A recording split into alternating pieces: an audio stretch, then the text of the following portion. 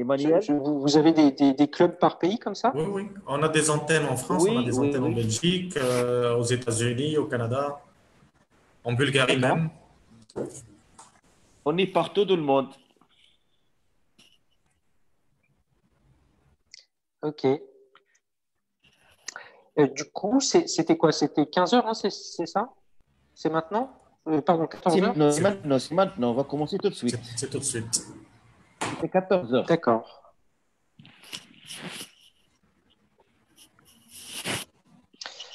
En attendant que les gens arrivent, j'avais juste une petite question pour confirmer le timing. On est donc sur une durée d'à peu près 1 heure, tout compris, c'est ça?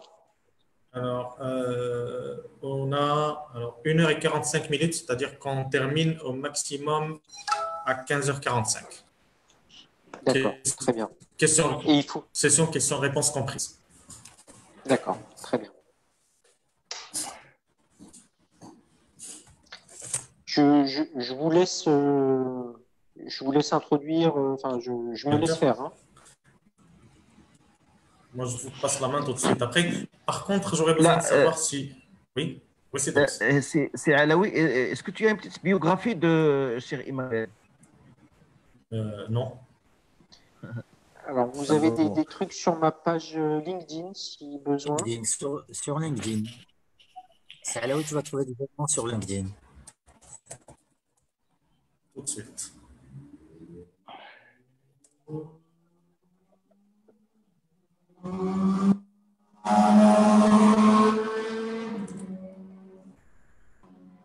Le live est déjà lancé.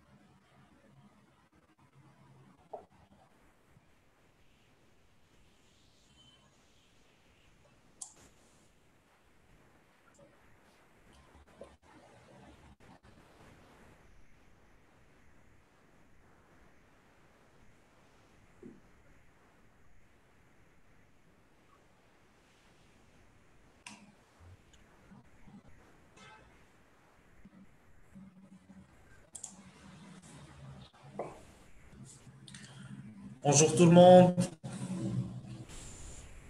Bonjour Bonjour. Facebook. Bonjour Monsieur Emmanuel. Bonjour Enchanté. Facebook.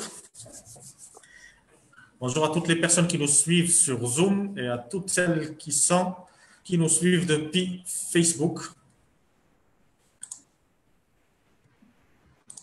Nous commençons le programme de notre après-midi et nous recevons aujourd'hui Monsieur Emmanuel Bouquet pour nous parler de la plateforme LinkedIn comme base de la transformation digitale en business to business. Monsieur Emmanuel Bouquet, est un senior company builder. Il est spécialisé en management, en stratégie digitale, en business development, en e-business, e-commerce et système d'information. Il est aussi coach et cumule une expérience de plus de 20 ans. Il va nous fournir aujourd'hui les astuces, la stratégie à suivre et les chiffres concernant la transformation digitale à travers LinkedIn. Monsieur Emmanuel Bouquet, la parole est à vous. Merci beaucoup. Donc, je salue tous les auditeurs que je ne vois pas, mais que je devine nombreux. Merci pour votre temps. Je vais essayer de ne pas vous le faire perdre. Et donc, sans plus attendre, je vous propose de commencer la présentation. Donc, j'ai prévu quelques slides de façon très traditionnelle. Mais pour moi, la partie la plus importante de cet échange, c'est justement les questions-réponses qui auront lieu après coup. Donc, j'encourage tous les participants à noter les questions qu'ils aimeraient poser de façon à ce qu'on puisse avoir un échange productif juste après avec des questions-réponses un peu rapides du tac-tac. Et donc, sans plus attendre, donc la transformation digitale business to business, donc c'est un sous-ensemble de la transformation digitale au sens large, comme on l'entend généralement, donc dédié à l'univers business to business. Et donc, la thèse que je vais défendre aujourd'hui, c'est que LinkedIn est un bon outil pour effectuer cette transformation avec efficacité et rapidité. Et donc, je vais vous expliquer comment.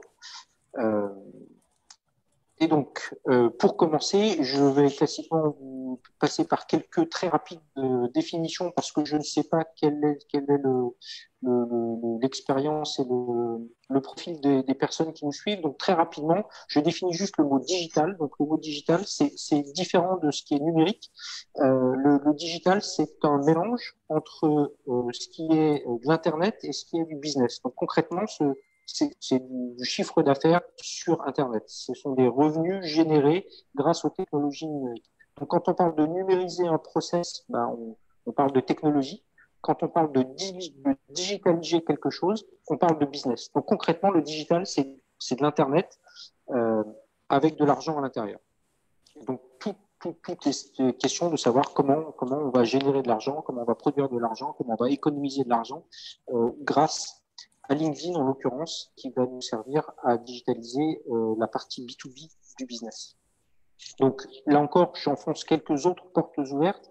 Donc LinkedIn, c'est quoi? LinkedIn, c'est qui?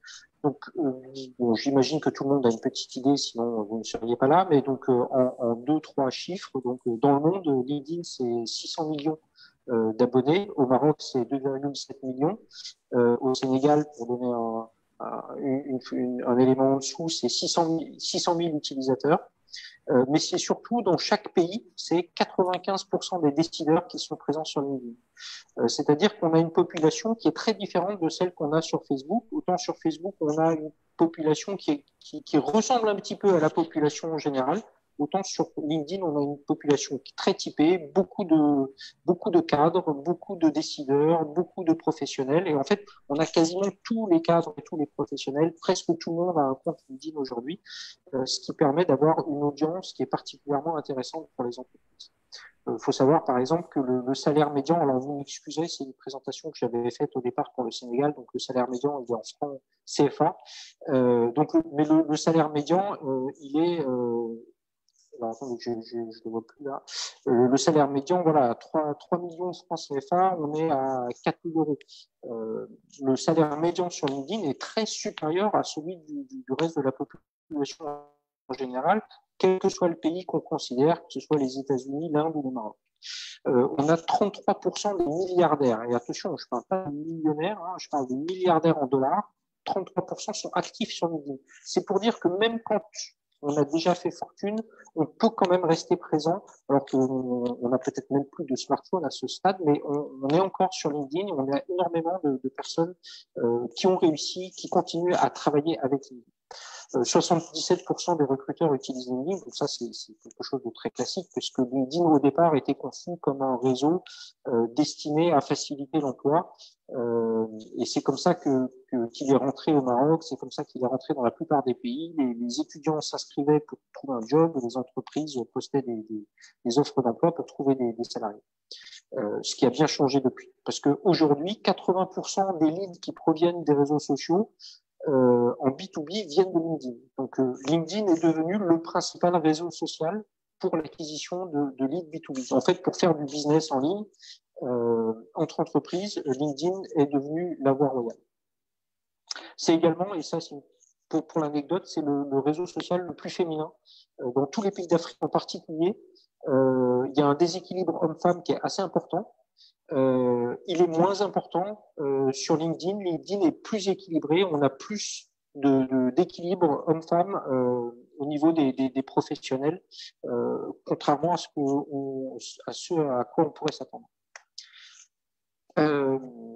Et donc, une fois qu'on a parlé de la digitalisation et de LinkedIn, maintenant, concrètement, qu'est-ce qu'on va digitaliser? Il y a 4 grandes fonctions qu'on peut digitaliser grâce à LinkedIn.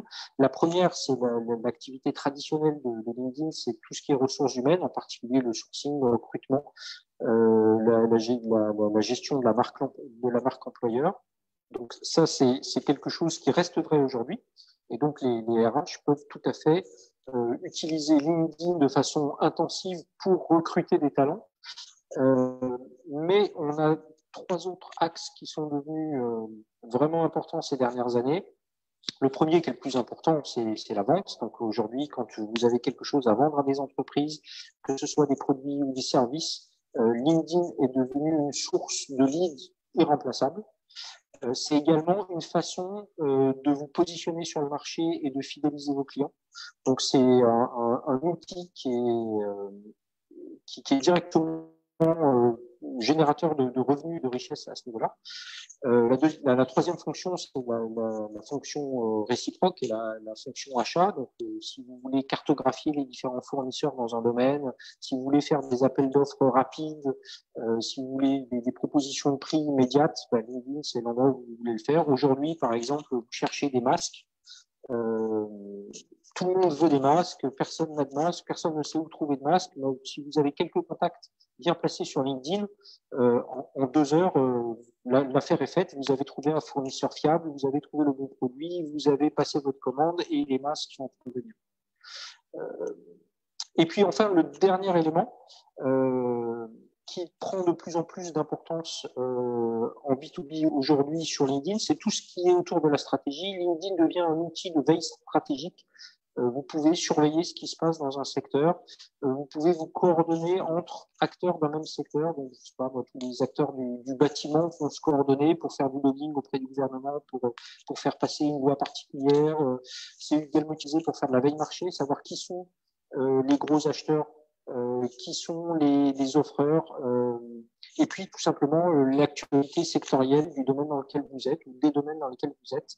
LinkedIn est un endroit où maintenant vous allez trouver plus d'informations business que dans un magazine ou dans Facebook.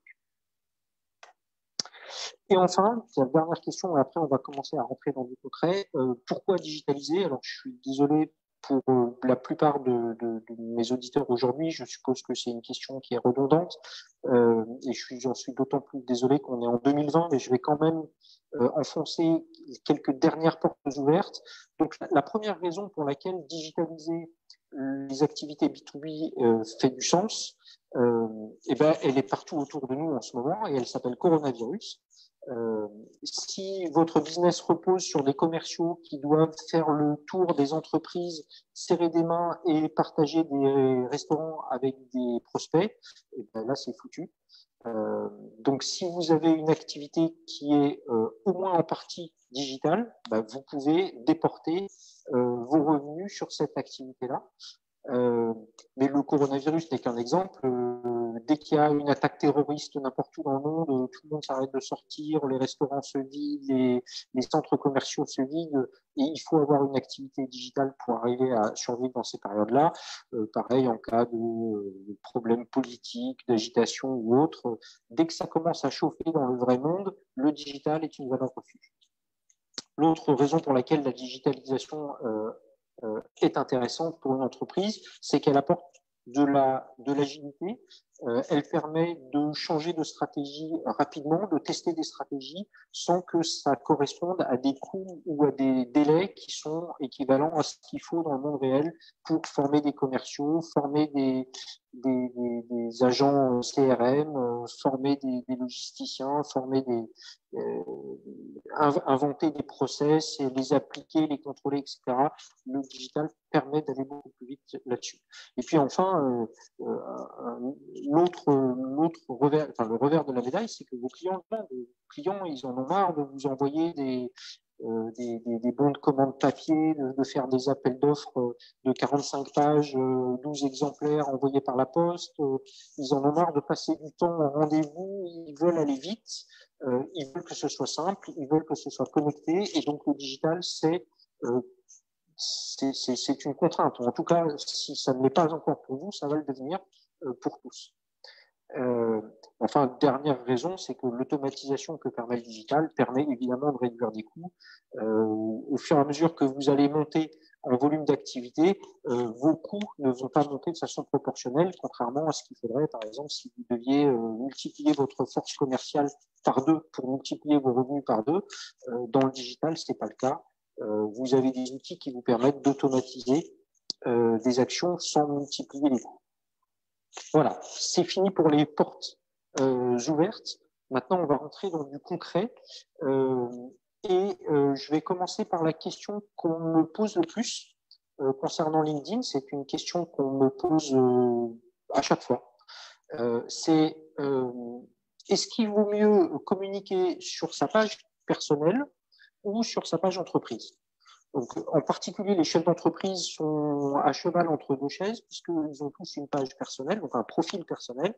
Et puis, LinkedIn a introduit il y a quelques années cette notion de page professionnelle, un peu comme l'a fait Facebook. Et la question est de savoir, est-ce que je publie la même chose des deux côtés, que sur l'un, que sur l'autre, certaines choses, pas d'autres.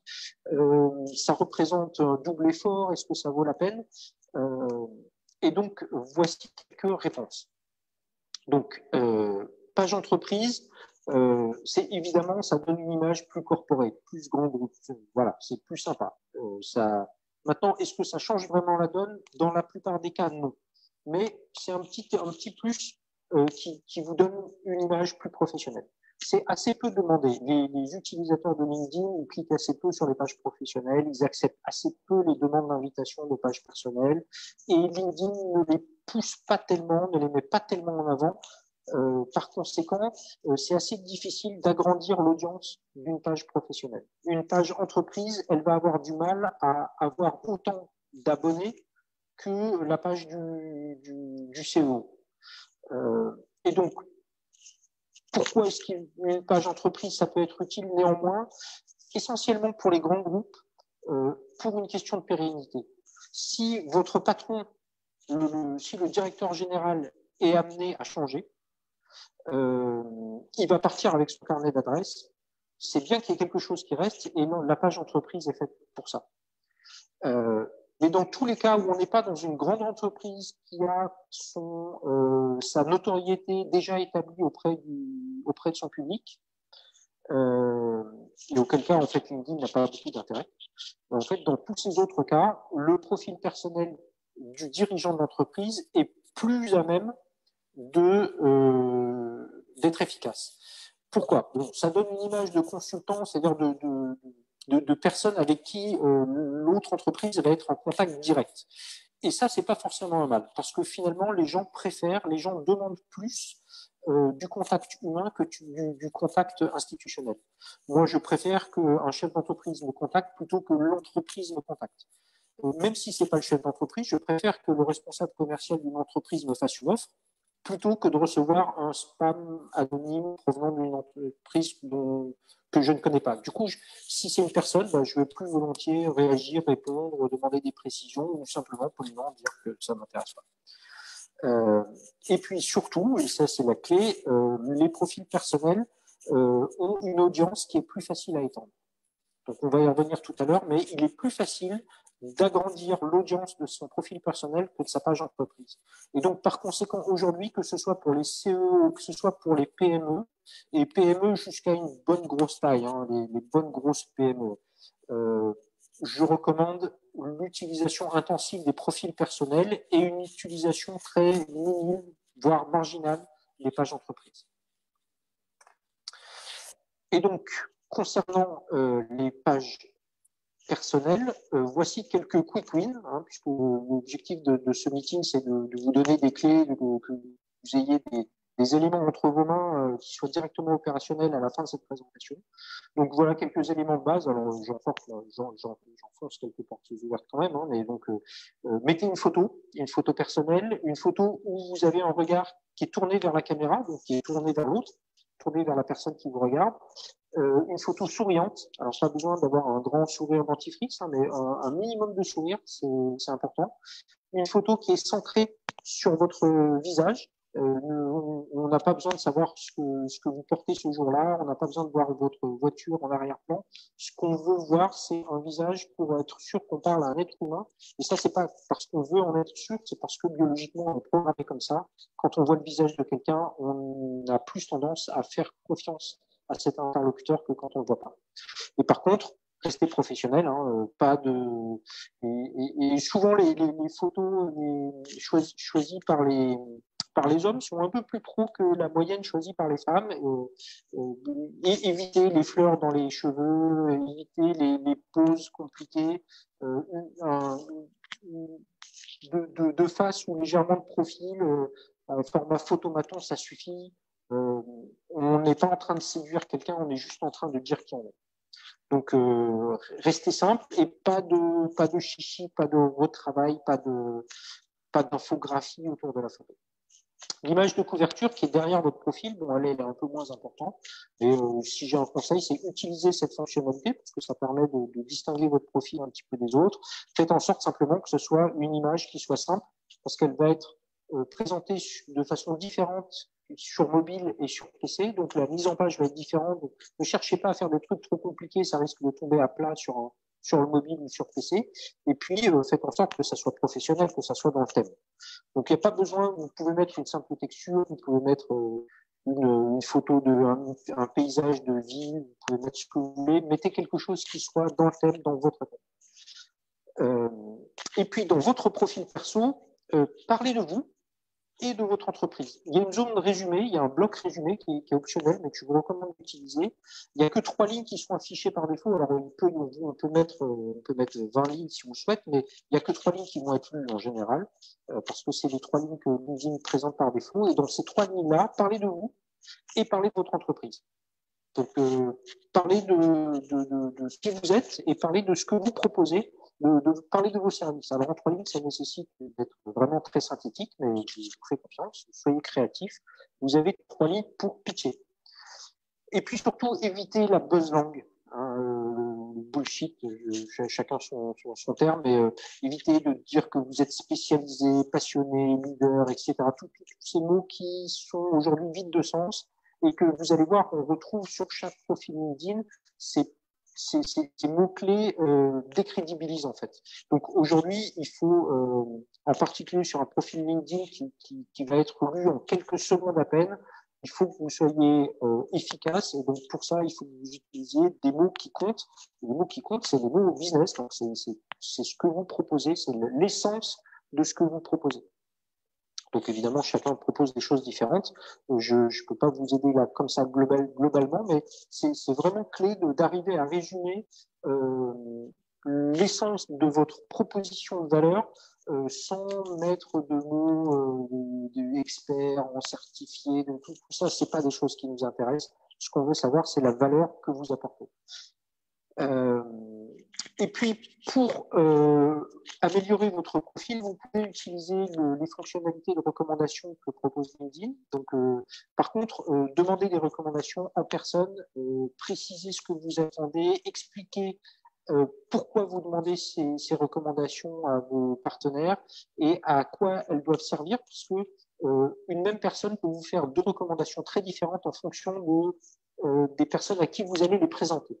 Donc, selon que vous cherchiez du travail, ou selon que vous vendiez du logiciel ou que vous achetiez des voitures d'occasion, c'est pas du tout la même recommandation qu'il vous faut, même si c'est la même personne qui vous l'a fait.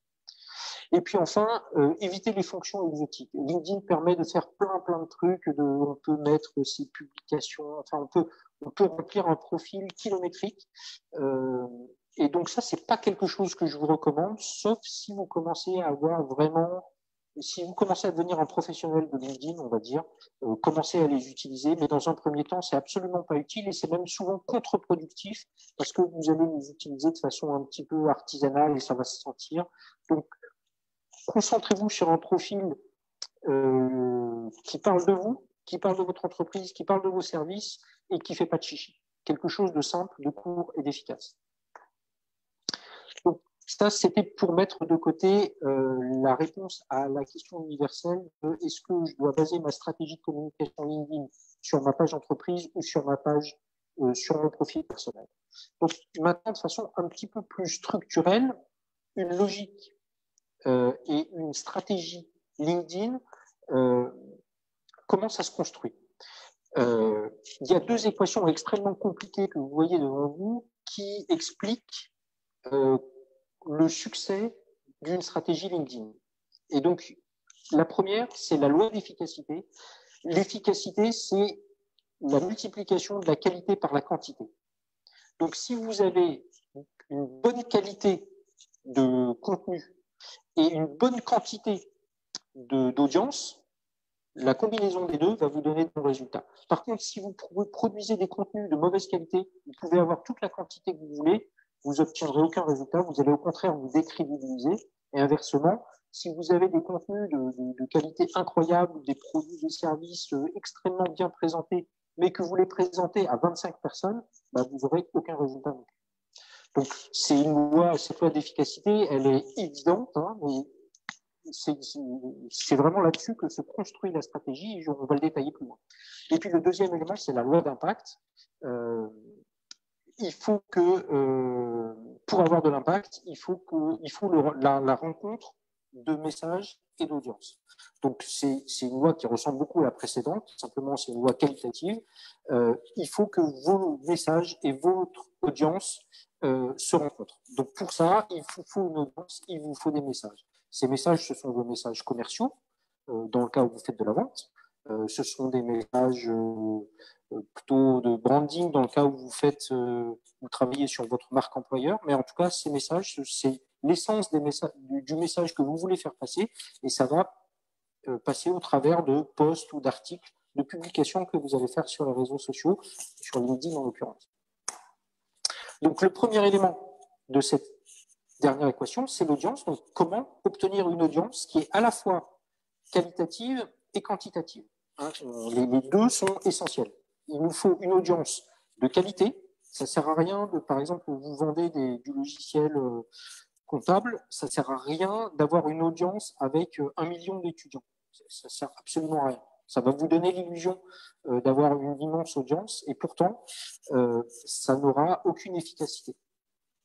Alors, je vois qu'il y a des questions. Je ne sais pas quelle est la stratégie. Est-ce qu'on répond aux questions en temps réel ou est-ce qu'on les garde pour la fin? On a dit qu'on allait les garder vers la fin, mais si vous voulez prendre, il s'agit d'une question orale, donc si vous voulez la prendre Alors, On les lui donne questions la main. orales, je vais pas les prendre maintenant parce que ça va me déconcentrer. Donc, je garde les réponses et les questions pour la fin. Par contre, ne vous inquiétez pas, c'est une présentation qui va pas durer 1 heure. On va aller très vite pour pouvoir aller, quitte à revenir ensuite dessus, mais pour pouvoir aller rapidement aux questions et aux réponses. Ok, donc soyez un petit peu patient. Vous voyez, mon débit oral est rapide. J'espère qu'il n'est pas trop rapide, mais c'est pour arriver rapidement à la fin de la présentation et pour pouvoir ensuite éventuellement discuter de cas particuliers et rentrer dans l'opérationnel. Donc, l'audience. Donc, comment obtenir une audience importante et de qualité. La stratégie de base, c'est de s'appuyer sur les invitations. Donc, les invitations, c'est une fonctionnalité LinkedIn qui permet d'inviter une personne à faire partie de votre réseau. Et vous n'avez pas forcément... Alors, LinkedIn vous dit partout qu'il faut que vous connaissiez la personne au préalable, mais que personne ne le fait, et LinkedIn sait très bien que personne ne le fait. Donc, l'idée, c'est d'inviter des personnes pertinentes, et on va revenir sur ce pertinent, dans votre réseau. Donc, pertinente, ça veut dire que, par exemple, si vous vendez des logiciels comptables, qui achètent des logiciels comptables? Bon, bah, ce sont les entreprises d'une certaine taille, alors ça dépend du logiciel, la taille est plus ou moins importante, dans un certain pays, ou dans plusieurs pays, selon les cas, mais en tout cas, c'est rarement sur la planète entière. Et puis, c'est pas n'importe qui achète dans une entreprise un logiciel comptable. Généralement, c'est une décision qui est prise, alors ça dépend de la taille de l'entreprise, mais c'est une décision qui est prise par le directeur général la plupart du temps, en collaboration avec son directeur financier ou avec son comptable. Ça dépend de la structure de l'entreprise, mais donc il y a quelques profils dans une entreprise. Ça sert à rien d'aller parler à tous les commerciaux de l'entreprise de votre super logiciel comptable. Parce que eux, d'abord, ils s'en fichent, et puis en plus, ça les intéresse. Enfin, pardon, ils peuvent rien faire pour vous. Alors, éventuellement, ils peuvent faire passer le message à quelqu'un d'autre, ou ils peuvent vous ouvrir l'accès à quelqu'un d'autre. Donc ça peut être une stratégie indirecte, mais d'une manière générale, vous allez directement vers vos clients. Et donc, en B2B, il y a 2 types de clients. Dans les très grandes entreprises, ce sont les acheteurs, et dans toutes les autres entreprises, ce sont les chefs d'entreprise. Et donc, la logique dans ces cas-là, c'est de n'inviter que des chefs d'entreprise.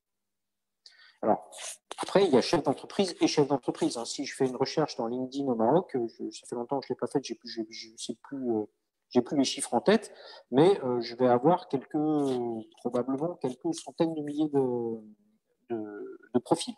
Ou en tout cas, plusieurs dizaines de milliers, c'est certain. Et donc, tous ne sont pas pertinents parce que sur LinkedIn, c'est du déclaratif. Donc, on est tous chefs d'entreprise quelque part. Hein. Vous avez vu ça, un étudiant qui monte une vraie fausse entreprise en stage, il est PDG. Hein. Donc, il faut savoir faire la part des choses. Et donc, typiquement, ne prenez pas n'importe qui, hein, puisque la qualité de votre audience se juge non pas seulement à la qualité des membres qui y sont, mais aussi à l'absence de membres que vous ne voulez pas dedans. Donc, si vous voyez des profils qui n'ont pas de photos, qui n'ont pas de nom, qui n'ont pas de description d'activité, qui n'ont jamais rien posté, qui n'ont jamais rien liké, c'est probablement des profils qui ne sont ou bien pas pertinents, ou bien pas actifs. Donc, dans tous les cas, ce ne sont pas des profils que vous voulez. Donc, concentrez-vous et vous allez voir que vous aurez fort à faire déjà avec les profils qui sont pertinents. Éliminez les autres. Alors, je note pour la petite histoire, faites attention aux faux parce qu'il y a des faux profils qui circulent. Hein. Quand c'est trop beau pour être cru, c'est que c'est trop beau pour être cru. Hein. Si Bill Gates vous répond et vous dit « Ah oui, c'est vachement intéressant votre logiciel, c'est combien ?» C'est pas Bill Gates. Donc, il y a des faux profils comme ça. Moi, Samuel Eto'o, le fils de Samuel Eto'o, je l'ai 24 fois dans mes contacts. Et donc, je l'ai eu 24 fois dans mes contacts et 24 fois, je l'ai supprimé. Donc, à chaque fois, c'était un escroc différent. Hein. Donc, soyez un peu attentifs à ce genre de choses. Et puis, pour trouver les bons profils, vous pouvez utiliser la recherche multicritère de LinkedIn qui est assez puissante. Donc, il y a pas mal de critères. Vous pouvez rechercher par entreprise, par un certain nombre de choses, par mots-clés. Et dans les mots-clés, vous pouvez même utiliser des combinaisons de mots-clés. Donc, par exemple, plutôt que de rechercher directeur général, qui peut vous remonter des directeurs et des généraux, utiliser des mots-clés ou des guillemets. Par exemple, vous cherchez directeur général, tout ça entre guillemets. Là, vous êtes sûr que vous aurez que des directeurs généraux, mais vous pouvez aussi avoir des présidents directeurs généraux. Donc, si vous voulez que les directeurs généraux, mais pas les présidents directeurs généraux, ben, vous pouvez utiliser directeur général, note président, de ce genre de choses. Donc, vous pouvez arriver à des choses assez fines, que ce soit sur les c'est surtout sur les profils que c'est intéressant. Et puis, un dernier conseil sur les invitations, il existe des logiciels sur le marché qui sont généralement payants, qui vous permettent d'automatiser ce genre de choses. LinkedIn leur fait la chasse en ce moment et a tendance à bloquer, voire complètement supprimer les comptes qui en abusent. Donc, dès qu'il repère qu'il y a une certaine régularité, qu'il y a un profil navigateur ou qu'il y a des choses qui ressemblent à un automate, il vous bloque le compte. Donc, mon conseil, c'est n'utilisez aucun de ces logiciels-là, faites tout à la main. Éventuellement, faites-le faire par un de vos salariés ou par un prestataire, mais n'utilisez pas de robot pour faire ça. Donc ça, c'est pour agrandir votre audience de façon qualitative. Et donc maintenant, la question est comment faire pour adresser cette audience de façon qualitative et quantitative. Donc, la seule façon d'adresser une audience, hein, c'est par du contenu, c'est par un discours. Et ce discours sur LinkedIn, ça passe par des posts ou des articles. Alors, en premier jet, utilisez les posts, hein, utilisez assez peu les articles. Aujourd'hui, LinkedIn a du mal avec les articles, il les met assez peu en valeur. Ça a assez peu d'impact par rapport à l'effort que ça représente. Donc, concentrez-vous sur les posts. Donc, les posts, c'est la même chose que sur un post Facebook. C'est une image, une vidéo et un petit bloc de texte dont seule une petite partie est présentée à tous les utilisateurs. Donc, ces contenus, ils vont vous servir à maintenir le lien. Avec les gens que vous connaissez déjà ou que vous connaissez un peu. Il va vous servir à faciliter les contacts ultérieurs. Il manque un reste d'ailleurs. Donc, quelqu'un qui a entendu parler de vous toutes les semaines pendant 8 mois et qui trouve que vous ne dites pas des bêtises, quoi, que c'est des choses plutôt intéressantes ou même pas tellement, mais en tout cas, votre nom va lui dire quelque chose. Et le jour où vous allez le contacter, il va réagir de façon complètement différente. Et ça, c'est vraiment une clé. Ça va agrandir son audience et communiquer de façon régulière. C'est quelque chose qui ne va pas forcément avoir un impact immédiat. Alors, ça peut avoir un impact immédiat, mais ça va surtout avoir un impact sur le long terme, puisque évidemment, votre base de contact utilisateur LinkedIn, c'est quelque chose que vous allez garder pour toujours. Donc, c'est quelque chose que vous pourrez utiliser pendant des années. Et donc, ça vaut la peine vraiment d'investir à la fois dans cette audience et dans le lien avec cette audience au travers de contenu. Et ce contenu, il faut que ce soit un contenu original. Hein. Le copier-coller, c'est des choses qui ne marchent pas très bien, surtout si vous vous faites cramer, alors là, ça vous détruit. Par contre, vous pouvez partager, repartager de l'information, donc en citant vos sources, évidemment, tout le monde accepte ça, dès lors que ça a de la valeur, c'est-à-dire que vous êtes allé chercher l'élément d'information qui est utile, qui va servir à votre audience. Et donc, pour ça, il faut que vous fassiez des recherches, donc ou bien des recherches de contenu existant, ou bien des recherches pour créer du contenu original, et que vous le fassiez vous-même, puisque c'est un contenu, un profil personnel. Vous ne pouvez pas parler au nom de l'entreprise, en tout cas les gens l'entendent très mal ou très peu. Le message ne passe pas tant que vous ne dites pas « je ». Donc, je vous propose, je vous offre, je sais faire, c'est le ton qu'il faut employer. Et donc, pour ça, il faut se mouiller un peu et il faut que vous donniez votre opinion. Donc, quand vous partagez Par exemple, je sais pas, vous êtes dans le BTP, il y a un article qui vient de paraître dans un journal en ligne qui parle d'une pratique quelconque. Plutôt que juste de la partager, vous allez la partager et puis vous allez rajouter une petite ligne en disant j'ai trouvé cet article que je trouve très intéressant parce qu'il parle de quelque chose qui est applicable au Maroc et il me semble que j'ai déjà vu ça à Casablanca. Qu'est-ce que vous en pensez? Là, vous allez avoir un impact. Si vous faites juste un copier-coller, vous avez une valeur ajoutée qui est extrêmement faible et vous apportez peu de valeur, vous obtenez peu de résultats. Et donc, centrez-vous sur votre expertise et sur vos passions. Donc, alors ça dépend de votre entreprise, ça dépend de votre domaine, ça dépend si vous êtes un grand groupe ou ça dépend si vous êtes un consultant, mais en tout cas, n'allez pas parce que, je sais pas, vous êtes dans le BTP et qu'il y a quelqu'un il y a un article qui vient de sortir sur une nouvelle technologie à laquelle vous ne comprenez rien, vous n'allez pas forcément la partager. Par contre, vous connaissez par cœur je sais pas, des techniques de terrassement. Et vous savez qu'il y a plusieurs façons de terrasser un terrain en fonction de X paramètres. Et produisez un article pour expliquer comment ça se passe un terrassement, quels sont les paramètres à prendre en compte, combien ça coûte, combien de temps ça prend, le nombre de personnes qu'il faut employer, les différents équipements, les fournisseurs. Et ça, c'est des choses qui vont passionner vos clients. Ça va intéresser les gens. Ils vont comprendre votre métier et ça va être beaucoup plus facile de leur vendre un terrassement par la suite. Jamais d'autres promotions gratuites, donc ça, c'est jamais de spam, quoi. C'est juste, je balance mon produit, je balance mon service, je suis le plus beau, je suis le plus fort, enfin, je suis mon produit le plus beau, mon produit le plus fort. Ça fait déjà quelques années que ça marche plus, donc j'insiste pas trop dessus. Simplement, donc, vous savez, enfin, tout le monde sait que produire du contenu et produire du contenu de qualité, c'est quelque chose qui est difficile. On va pas se mentir. Et plus le contenu est qualitatif, plus c'est difficile. Alors c'est difficile d'abord parce que ça nécessite du travail, et puis c'est difficile parce que ça nécessite de l'inspiration. Et que l'un dans l'autre, c'est pas évident. Et donc, si j'ai un conseil à vous donner, une astuce, c'est trouver des types de contenus que vous allez pouvoir produire de façon récurrente. Par exemple, un DRH qui veut communiquer sur sa marque employeur, et toutes les semaines, il va faire un post sur l'employé de la semaine.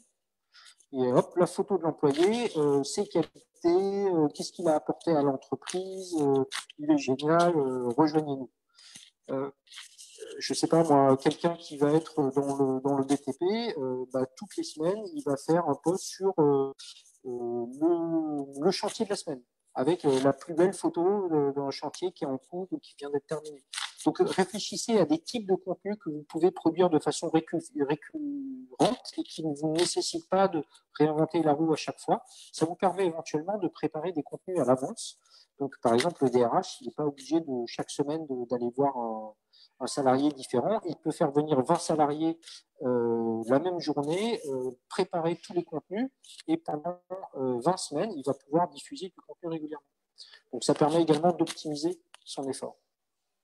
Et puis, comme je l'ai suggéré tout à l'heure, impliquez vos auditeurs pour qu'ils posent des questions ou bien qu'ils répondent aux vôtres. Donc, faites en sorte que chaque post soit l'occasion d'un débat parce que l'implication d'un internaute sur votre post va lui faire intégrer de façon beaucoup plus étroite ce que vous avez à proposer, ce que vous avez à dire et qui vous êtes, plutôt que juste un simple clic sur un bouton like ou encore pire, je vois sur mon mur et puis ça scrolle et puis je continue, je l'ai vu mais je vais l'oublier. Sur la structure d'information, donc je l'ai dit, faites des posts, pas des articles. Testez les efficacités. Donc quand vous aurez vos types de posts, faites des nouveaux tests. Donc testez, est-ce que, tiens, si je fais une infographie, est-ce que ça a plus d'impact? Alors je vous donne à l'avance, les infographies ont en général plus d'impact. Testez les PDF. LinkedIn permet de partager des PDF. Voyez ce que ça donne, quel type de PDF, des catalogues, des listings, des documents officiels, que sais-je, soyez créatifs. Des photos. Alors, illustrez vos articles, donc essayez de mettre des photos le plus souvent possible et évitez les photos publicitaires, les photos trop léchées. On sent que c'est une pub. Quand vous mettez des photos réelles ou des vidéos réelles, que c'est pas, on ne sent pas qu'il y a un studio vidéo qui a bossé pendant 3 semaines pour produire cette vidéo-là. Ça c'est de la pub et on est tellement habitué au travers de la télé à ce genre de pub que le cerveau zappe, le cerveau filtre. Donc, essayez d'être dans le concret. C'est pas grave si vous bégayez, si c'est pas parfait, si le fond n'est pas complètement nickel, s'il y a des ombres un petit peu. Faites en sorte que ce soit bien, mais ne cherchez pas la perfection, c'est souvent contre-productif. Testez aussi des posts avec des liens. LinkedIn fait un preview sur le lien comme Facebook d'ailleurs. Parfois c'est contre-productif, là aussi ça sent la pub. Donc des fois il ne faut pas mettre de preview, hein, ça peut se désactiver, on peut la supprimer. Ou bien tester aussi des posts qui ne contiennent pas de lien. LinkedIn préfère d'ailleurs parce que ça évite à l'internaute de quitter LinkedIn pour aller quelque part ailleurs. Donc il va valoriser les posts sans lien. Plus que des posts avec lien. Et surtout, quand vous partagez quelque chose qui a un lien ou qui a un document, il faut qu'il y ait de la valeur dans le post. N'attendez pas que l'internaute télécharge le document PDF, qu'il l'ouvre et que sur la page 6, il trouve l'information qu'il a à trouver. Ça va arriver une fois sur 1000. Si vous avez de la valeur à fournir, si vous avez une information essentielle à transmettre, il faut qu'elle soit directement dans les 3 premières lignes du post. Il ne faut pas qu'elle soit dans une pièce jointe. C'est d'ailleurs la même chose dans les emails. Hein. Et vous pouvez utiliser des hashtags pour fidéliser. Donc, par exemple, vous postez quelque chose, je reprends mon DRH qui poste le profil d'un de ses salariés, avec son accord bien sûr, hein. Toutes les semaines, il va mettre un petit hashtag, genre on est bien chez Nestlé. Et toutes les semaines, il y aura un hashtag on est bien chez Nestlé de façon à ce que un post puisse faire écho aux autres posts du même genre. Donc, voilà ce qu'il faut faire. Maintenant, il faut s'organiser pour le faire parce que c'est quand même plus facile à dire qu'à faire. Et donc, une première astuce que je vous donne, en tout cas pour tous ceux qui ont tous les chefs d'entreprise qui ont des salariés, faites-les participer. C'est pas choquant dès lors qu'un salarié moyen passe 1 heure par jour sur les réseaux sociaux, et je suis gentil, c'est pas choquant que au milieu de ces 300 posts par mois qu'il fait sur Facebook et sur Twitter et sur Instagram ou Snapchat, ça ne me choque pas qu'on l'incite, alors on ne peut pas l'obliger, hein, mais on peut l'inciter gentiment à faire 1 fois par mois un post sur l'entreprise et l'univers professionnel. À son réseau autour de lui. Et donc, le but, c'est pas qu'il fasse de la pub pour l'entreprise, mais le but, c'est simplement qu'il parle de l'entreprise et que l'entreprise existe dans l'esprit de son audience et de l'audience de son audience.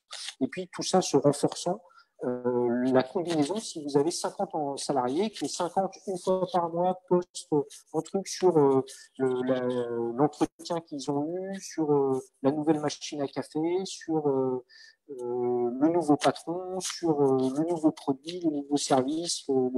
Bref, tout ça, c'est des choses qui vont se combiner et qui vont créer du sens et qui vont créer du lien et qui vont créer du contenu. Et puis, plus que vos salariés, faites participer les leaders de votre entreprise, donc évidemment tous ceux qui sont dans le service de communication et marketing, mais aussi les commerciaux, et particulièrement les commerciaux. Et eux, ils peuvent faire quelque chose comme un post par semaine pour expliquer l'actualité de l'entreprise, l'actualité du secteur, l'actualité des produits, l'actualité des services.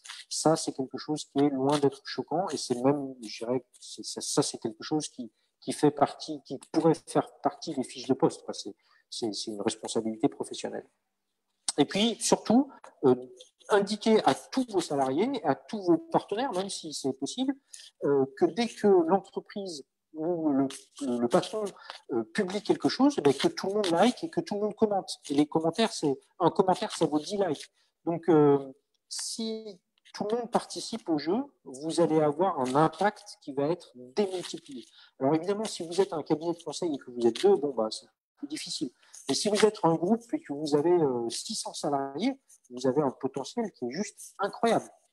Alors évidemment, vous n'avez peut-être pas 600 salariés sur LinkedIn, mais ça, c'est quelque chose qui peut se faire dans le temps. Autre conseil, répondez aux commentaires dans la première heure. Donc, LinkedIn, généralement, identifie en 1 heure si votre post a une vocation à être viral ou pas. Et s'il a une vocation à être viral, il va donner à votre post beaucoup plus de visibilité et donc il va aller vous chercher des prospects en fait.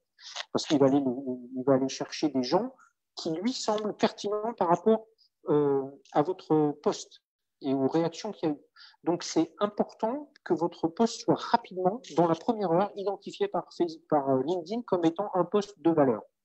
Alors, de valeur, c'est un bon post, quoi. C'est pas forcément un post viral, c'est pas le truc qui va faire le tour du monde et qui va être vu 1000 fois, mais c'est un post que les gens vont se partager, que les gens vont liker, que les gens vont commenter parce que ça les touche, ça les intéresse, ils mettent leur grain de sel dedans. Et donc pour ça, il faut être réactif, n'attendez pas le lendemain, c'est quelque chose qui doit être fait dans l'heure, et donc pour ça, s'il le faut, déléguer à un de vos salariés, déléguer à une entreprise, peu importe. Bon, après, c'est du détail, je vais passer. Je ne veux pas perdre trop de temps parce que je sais que le temps file et je veux garder du temps pour qu'on ait le temps d'échanger vraiment et qu'on ait plein de questions.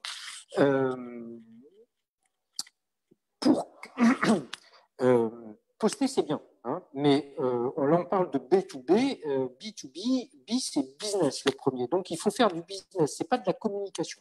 Donc, jusque-là, j'ai parlé de beaucoup de choses qui ressemblent beaucoup à de la communication. C'est pas de la com, c'est du marketing et de la vente. Et donc, l'objectif, c'est de déboucher sur la transaction. Et donc, par conséquent, tous ces posts que vous allez faire, ce sont des pitchs commerciaux qui ont pour objectif d'enclencher sur des tunnels de vente, enfin sur des actes de vente, on va dire. Et donc, dès lors que vous parlez, donc, par exemple, une entreprise qui a 10 000 abonnés, donc 10 000 autres chefs d'entreprise qui suivent ce qui s'y passe, ou on va dire, pour reprendre la recommandation que j'ai faite initialement, un chef d'entreprise qui est connecté à 10 000 autres, qui sont pertinents. Donc, par exemple, un chef d'entreprise du BTP au Maroc qui est connecté à 10 000 autres chefs d'entreprise qui sont susceptibles de faire appel à lui pour des travaux, pour des constructions ou autres. Quand il va publier quelque chose de pertinent, quelque chose qui a de la valeur, l'objectif et le résultat généralement, c'est qu'il va avoir des retours qui vont être c'est sympa ce que vous faites, est-ce que vous faites ci aussi, et ça combien ça coûte, et ce produit-là est-ce qu'il est déjà disponible, et ça est-ce que vous le faites aussi, et tout ça ce sont des démarrages de cycle de vente. Et donc pour ça il faut que vous ayez tout prêt, parce que c'est pas forcément le chef d'entreprise qui va faire tout le boulot. Alors dans le cas d'un cabinet de conseil peut-être, mais dans le cas d'une entreprise de plus grande taille, ce n'est probablement pas le cas, c'est plutôt le responsable commercial ou parfois une équipe commerciale. Et donc, quand c'est une équipe commerciale qui doit faire le travail, donc ils postent tous et ils partagent tous et ils répondent tous. Au-delà de l'aspect coordination, et là je ne vais pas rentrer dans la gestion d'équipe, la coordination, les outils de CRM, etc. Ce n'est pas l'objectif d'aujourd'hui. Mais le but, c'est que tout le monde puisse participer à un cycle de vente et boucler une vente. Et pour ça, il faut que les pitchs, les réponses aux différentes questions, tout ça, ça soit déjà prêt, qu'il y ait des éléments de langage qui soient disponibles pour constituer tous les éléments qui, le long du tunnel de conversion, vont aller d'un prospect à peine tiède jusqu'à un client signé. Et donc, pour ça, déjà, il faut expérimenter. Et puis, vous allez voir les questions qui reviennent tout le temps, celles que les gens posent systématiquement. S'ils posent tout le temps la même question, c'est probablement que en fait, vous auriez dû déjà donner la réponse dans votre poste au départ. Et si ce n'est pas le cas, en tout cas, préparer des blocs prêts à copier-coller, parce que quand on a 10 000 interlocuteurs, donc mettons qu'il y ait que, je ne sais pas moi, 100 personnes qui répondent, 100, ça reste beaucoup. Et on ne veut pas les perdre, donc on veut le faire de façon qualitative, mais on ne veut pas non plus attendre 48 heures avant de répondre, parce que ça, c'est perdre délibérément, laisser refroidir l'élite, et ça, c'est contre-productif. Donc, pour faire beaucoup et vite, le copier-coller, les éléments de langage, c'est quelque chose d'essentiel. Et petit conseil professionnel, c'est quand vous avez, je ne sais pas, par exemple, 5 messages que vous copiez-collez régulièrement, donc par exemple le message d'introduction, le message de présentation des prix, le message de réponse à la question standard, le message pour savoir si le client est intéressé ou pas, et puis un dernier message, peu importe. Vous allez avoir des centaines d'échanges qui vont se mélanger dans votre messagerie LinkedIn. Et pour savoir qui est à quel état dans le tunnel de conversion, ben vous allez utiliser des mots-clés en début de ces messages. Donc, chacun de ces messages, il y en a un qui va contenir communication, l'autre qui va contenir voiture, le troisième qui va contenir avancement. Et donc, quand vous allez afficher la liste de vos messages reçus récemment, ou de messages reçus depuis 48 heures, et il y en aura peut-être 200, vous allez utiliser le moteur de recherche du navigateur, vous allez la fonctionnalité de recherche du navigateur pour rechercher le mot avancement, et ça va vous lister tous les leads qui sont au stade où vous utilisez le message qui contient le mot avancement. Et ça peut vous faire gagner beaucoup de temps pour faire des relances ou pour faire des traitements de masse. Et donc, toujours dans la logique d'optimiser son temps et d'être efficace, voici une petite routine quotidienne que je vous suggère. Donc, tous les matins, vous faites à l'heure que vous voulez, évidemment. Vous recherchez des prospects qualifiés. Donc, vous faites une recherche, par exemple, sur CEO au Maroc, et puis vous la lancez. Alors, petite astuce, ça ne sert à rien de faire la recherche de CEO au Maroc juste comme ça, parce que vous allez en avoir 30 000, et LinkedIn, de toute façon, ne va vous en afficher que 1000. Et en plus, il va vous permettre d'envoyer que 100 messages d'invitation. Donc, ça ne sert à rien d'afficher la liste de toute la planète. Il vaut mieux les afficher par petits bouts. Donc, vous allez commencer par le secteur, je sais pas, le secteur de la pêche. Ensuite, vous allez aller vers le secteur de la papeterie. Et puis ensuite, vous allez aller vers le secteur du logiciel. Et vous allez inviter les chefs d'entreprise de ces secteurs-là, s'ils sont pertinents par rapport à votre business, et uniquement dans ce cas, vous allez les inviter 100 par 100. Donc, ma recommandation, c'est invitez-en 100 avec un message précis que vous aurez préparé à l'avance et que vous allez copier-coller. Vous n'allez pas réinventer la roue 100 fois tous les matins. Vous avez autre chose à faire. Et si ce n'est pas vous, le chef d'entreprise, souvent, le directeur commercial, il a autre chose à faire, mais ce n'est pas grave. Vous prenez un assistant, vous prenez un community manager ou vous prenez un prestataire externe. Tout le monde peut vous faire ça. Ensuite, une fois que vous avez fait vos invitations, vous allez dans le fil de l'historique ou vous allez dans votre propre bibliothèque de sites web que vous fréquentez régulièrement et vous cherchez des contenus intéressants à partager. Donc, je ne vais pas vous faire un cours sur comment retrouver de l'information pertinente sur Internet. Donc, LinkedIn est une des sources. Et si vos contacts sont bien qualifiés, ça doit être une source intéressante pour vous. Et sinon, vous allez sur la presse quotidienne, vous allez là où vous devez aller pour trouver de l'information et vous la partagez. Avec toujours un peu de personnalisation de pourquoi vous partagez, qu'est-ce qui est intéressant. C'est pas juste, vous n'êtes pas juste un robot, vous êtes une personne et vous devez le faire sentir.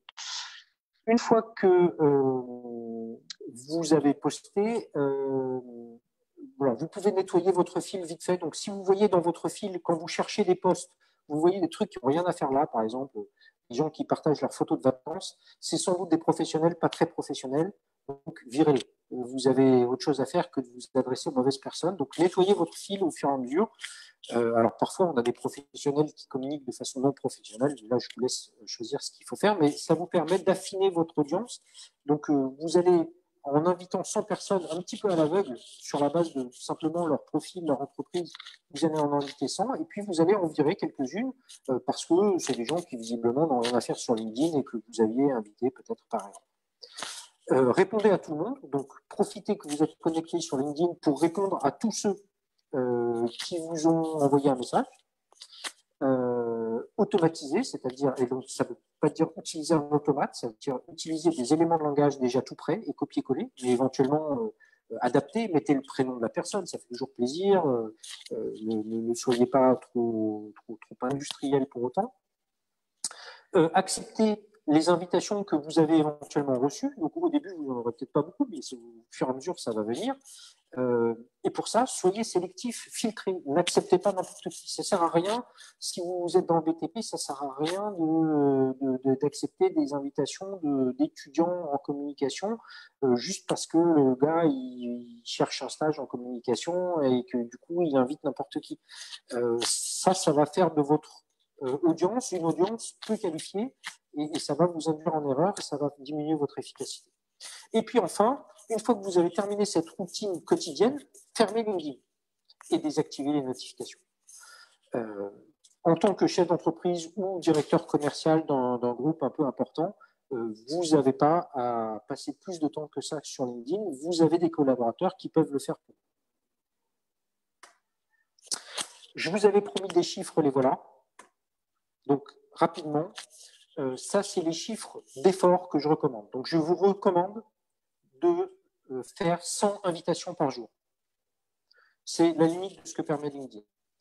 Au-delà de 100, il va vous dire non, il faut ralentisser, là je vous bloque, je vous débloquerai demain. Allez-y doucement. Faites 1 à 4 posts par jour. Donc, ce n'est pas forcément des posts sur lesquels vous allez écrire des choses hyper compliquées basées sur des recherches pointues. Ça peut être simplement des partages d'informations pertinentes pour votre audience. Hein. Ça ne sert à rien vous êtes dans le BTP, ne partagez pas des trucs dans la communication, dans le voyage, non. Vous partagez des trucs qui sont dans le BTP. Il faut que ça ait du sens, que votre interlocuteur il voit que vous êtes patron d'une entreprise du BTP. Si vous postez, je ne sais pas, que vous vendez des paniers Ramadan en ce moment, je vais se dire, mais c'est ce gars-là, il n'est pas sérieux, quoi. C'est pas ça son business. Donc, c'est pas à lui que je vais aller demander de faire du BTP. Donc, postez des choses qui sont en lien avec votre activité commerciale. Et au moins une fois par semaine, faites un post exclusif, quelque chose que vous avez produit vous-même. Alors vous, quelqu'un de votre entreprise, hein, ou un prestataire, ça peut s'acheter ce genre de choses, mais en tout cas, produisez un petit post. Alors c'est pas un article kilométrique, hein, c'est un post c'est 15 lignes, mais quelque chose qui contienne vraiment de la valeur et qui soit pas qu'on ne puisse pas trouver n'importe où sur Internet. Et puis une fois par mois, faites un effort particulier et produisez un article. Et donc là, c'est vraiment un article au sens LinkedIn du terme. Donc c'est un document qui peut faire 5, 10 pages où vous avez vraiment beaucoup de valeur. Vous faites une analyse du secteur, vous passez en revue des produits, des articles, bref. Vous avez certainement plus d'idées que moi sur ce qui serait pertinent par rapport à votre business, mais il faut que ça apporte une valeur exceptionnelle à ceux qui vont le lire, à condition qu'ils soient dans votre cible. Hein. Donc, on s'en fiche que les étudiants ne comprennent rien à ce que vous publiez si les étudiants ne font pas partie de votre cible. Et puis, régulièrement, visitez vos leads. Alors, vous les visitez digitalement, hein, surtout en ces périodes de pandémie. Donc, vous cliquez sur leur profil, vous l'affichez, vous leur envoyez un petit message pour le début, pour la fin du Ramadan, pour s'assurer que tout va bien parce que vous n'avez pas une nouvelle d'eux et qu'en ce moment, avec la pandémie, vous voulez juste être sûr, ou bien simplement pour lui souhaiter une joyeuse fête de quoi que ce soit. Évidemment, si ça peut être un peu plus professionnel, n'hésitez pas, mais l'idée n'est pas de spammer les gens en permanence, d'autant que vous avez un peu autre chose à faire. Ça, c'est la partie effort. Donc maintenant, c'est ce qui nous intéresse un peu plus, enfin ce qui vous intéresse un peu plus, c'est la partie résultat. Qu'est-ce qu'on peut attendre de LinkedIn quantitativement? Alors, ce qu'il faut savoir déjà, c'est que la concurrence augmente. Hein. Les gens ont compris que LinkedIn, c'était plus seulement un outil de recrutement, c'est un outil de business. Donc, par conséquent, les chiffres que je vais vous donner aujourd'hui, ce sont des chiffres qui sont moins bons que les chiffres d'il y a quelques années, et ce sont des chiffres qui sont meilleurs que ce qu'ils seront dans quelques années. C'est mathématique. Donc, par contre, si vous prenez le train en marche maintenant, dans quelques années, vous aurez une avance extraordinaire par rapport à ceux qui le prendront à ce moment-là. Si vous l'avez déjà pris il y a quelques années, pareil, vous aurez une grosse avance. Pour vous donner une idée, à titre personnel, moi j'ai 45 000 abonnés strictement professionnels et uniquement, presque exclusivement sur le Sénégal. Parce parce que c'est ma cible à titre professionnel. Et 45 000 abonnés sur LinkedIn, ça m'ouvre des portes incroyables, extraordinaires. Mais parce que c'est le travail de plusieurs années de recrutement B2B cumulé. Autre chiffre très intéressant, c'est qu'en général, et ça c'est quelque chose qui se vérifie parfois même en dehors de LinkedIn, c'est même parfois vrai sur Facebook ou sur Twitter, mais là on va vraiment parler de LinkedIn, c'est si votre article, si votre post, si votre photo, si votre document est vu par 1000 personnes, ça va correspondre à environ 10 likes et un commentaire. Donc évidemment, s'il est vu par 10 000 personnes, ça va correspondre à une centaine de likes et 10 commentaires. Okay. Alors évidemment, ça change en fonction de tas de paramètres et ça change d'un poste à l'autre, mais ça, c'est les grandes moyennes. Et ce qu'il faut vous dire, c'est qu'un post qui va être vu 1000 fois, par conséquent, il va être, les 10 likes, ça va être 10 prospects tiédasses. Hein. Juste un clic sur un pouce, ça coûte pas cher et ça engage à rien. Donc ça, c'est des gens que vous pourriez contacter, mais les probabilités de succès avec ces 10 personnes vont être faibles. Par contre, la personne qui a mis un commentaire, et sous réserve que ça ne soit pas une critique à votre rencontre, a priori, ça, c'est un prospect qui est déjà assez chaud. Et donc, en gros, on va dire 1000 vues égale 10 prospects tièdes et un prospect chaud. Et donc, il faut multiplier ce nombre de vues. Évidemment, les multiplier, là, on parle de vues pertinentes. Hein. Si c'est que des étudiants en recherche de stage qui voient votre poste qui propose la construction de bâtiments de 5 étages, vous pouvez avoir autant de vues que vous voulez, ça ne servira à rien. Évidemment, en fonction du contenu, s'il est viral, ou si au contraire il est léger, il n'est pas très, c'est du contenu à faible valeur ajoutée, les coefficients seront différents.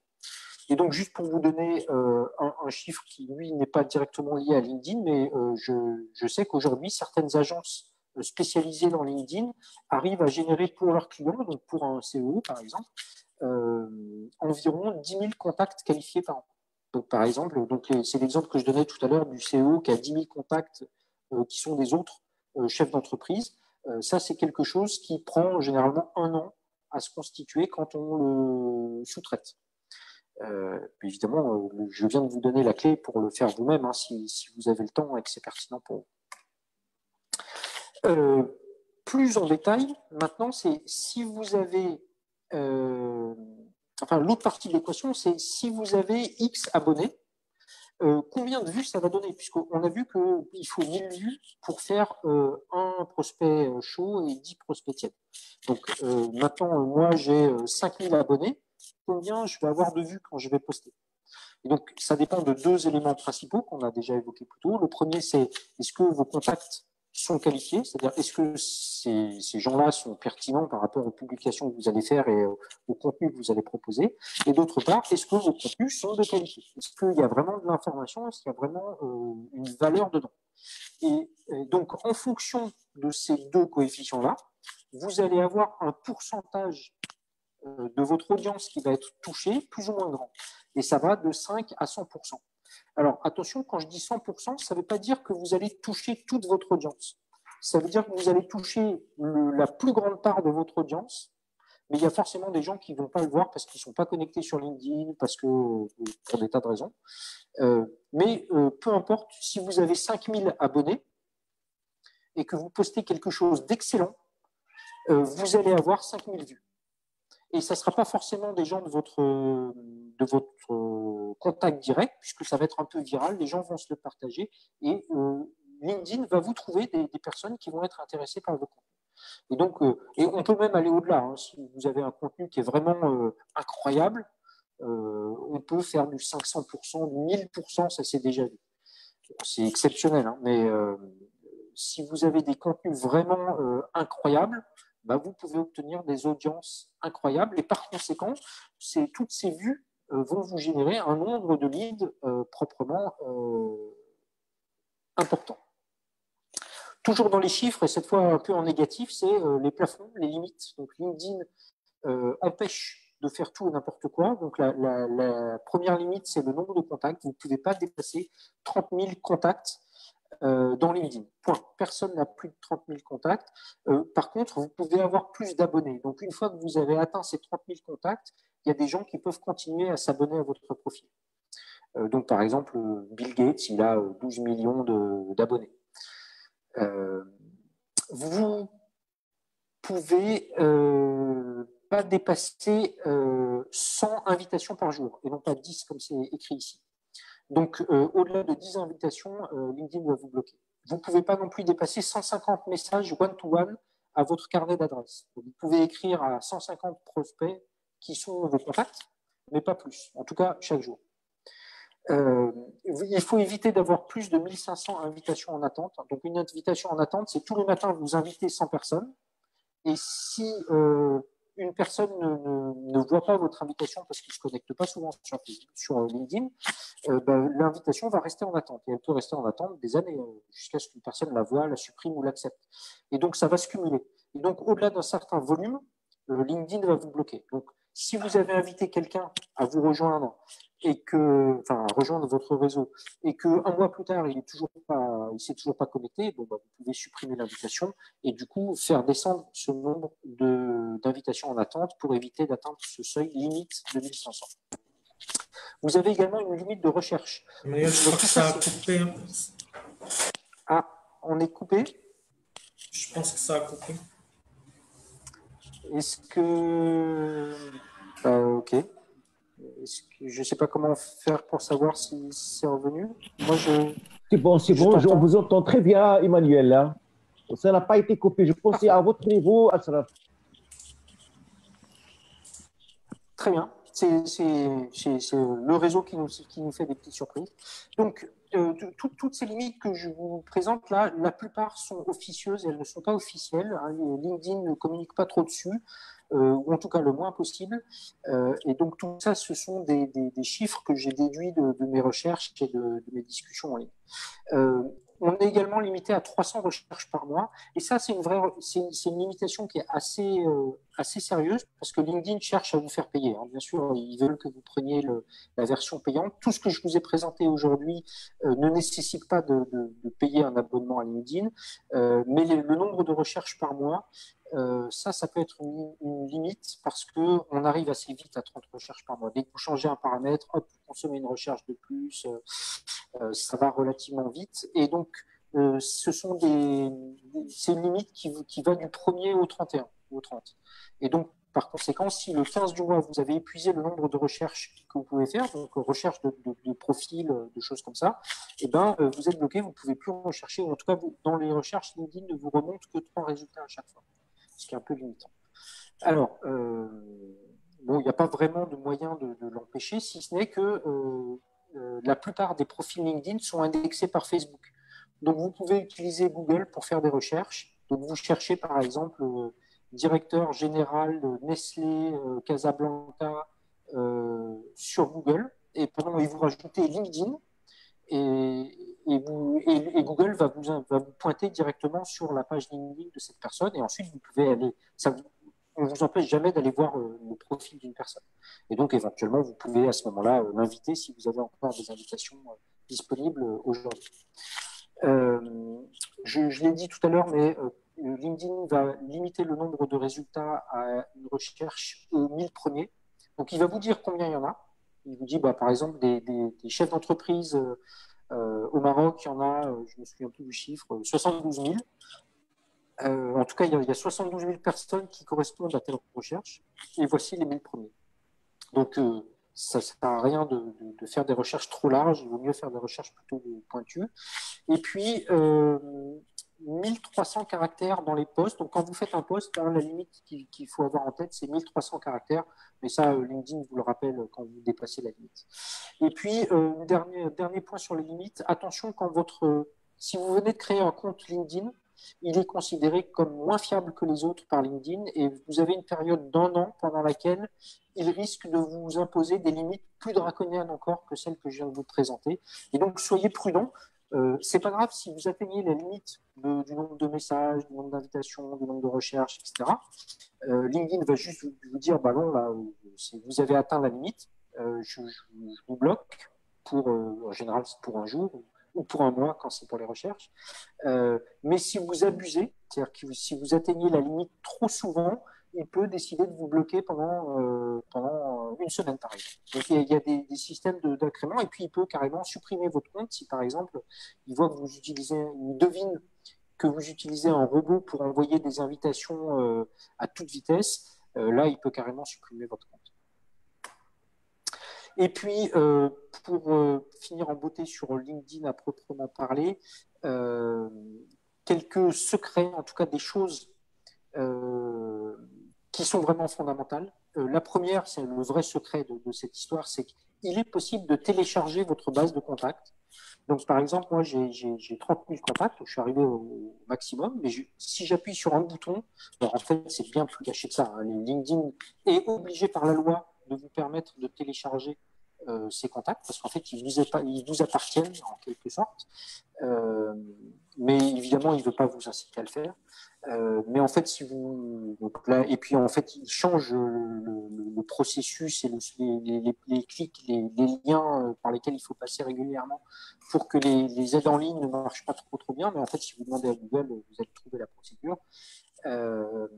Et donc, vous pouvez télécharger un grand fichier Excel qui contient tous vos contacts, leurs adresses email, leur numéro de téléphone, etc. Donc, du coup, ce que ça induit, c'est que investir dans une base de contacts LinkedIn, c'est quelque chose qui n'est pas perdu, d'une part parce que LinkedIn ne va pas fermer demain et donc vous pourrez utiliser ces contacts pendant des années, donc c'est un investissement, et aussi parce que ces contacts vous appartiennent vraiment, vous pouvez les sauvegarder sur votre ordinateur et vous pouvez ensuite créer un mailing sur cette base. Alors attention, un mailing, ça veut dire qu'il faut demander l'autorisation à ces personnes-là pour leur envoyer, sinon c'est du spam, et les outils de mailing commencent à être assez sévères à ce sujet.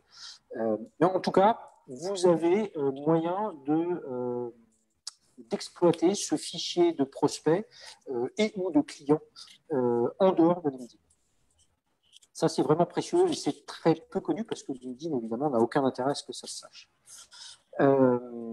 Autre petit secret, enfin là, c'est plus une astuce, c'est quand vous arrivez à la limite des 30 000 contacts, et on y arrive plus vite qu'on croit. Hein. Je vous ai dit que certaines agences peuvent générer 10 000 contacts par an, donc ça veut dire qu'en 3 ans, vous êtes au top, vous avez les 30 000 contacts maximum.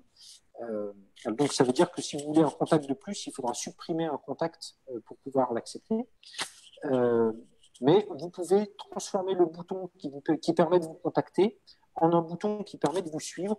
Et donc ça permet de compiler, enfin d'agréger des abonnés et non plus des contacts et de continuer à faire grandir votre audience.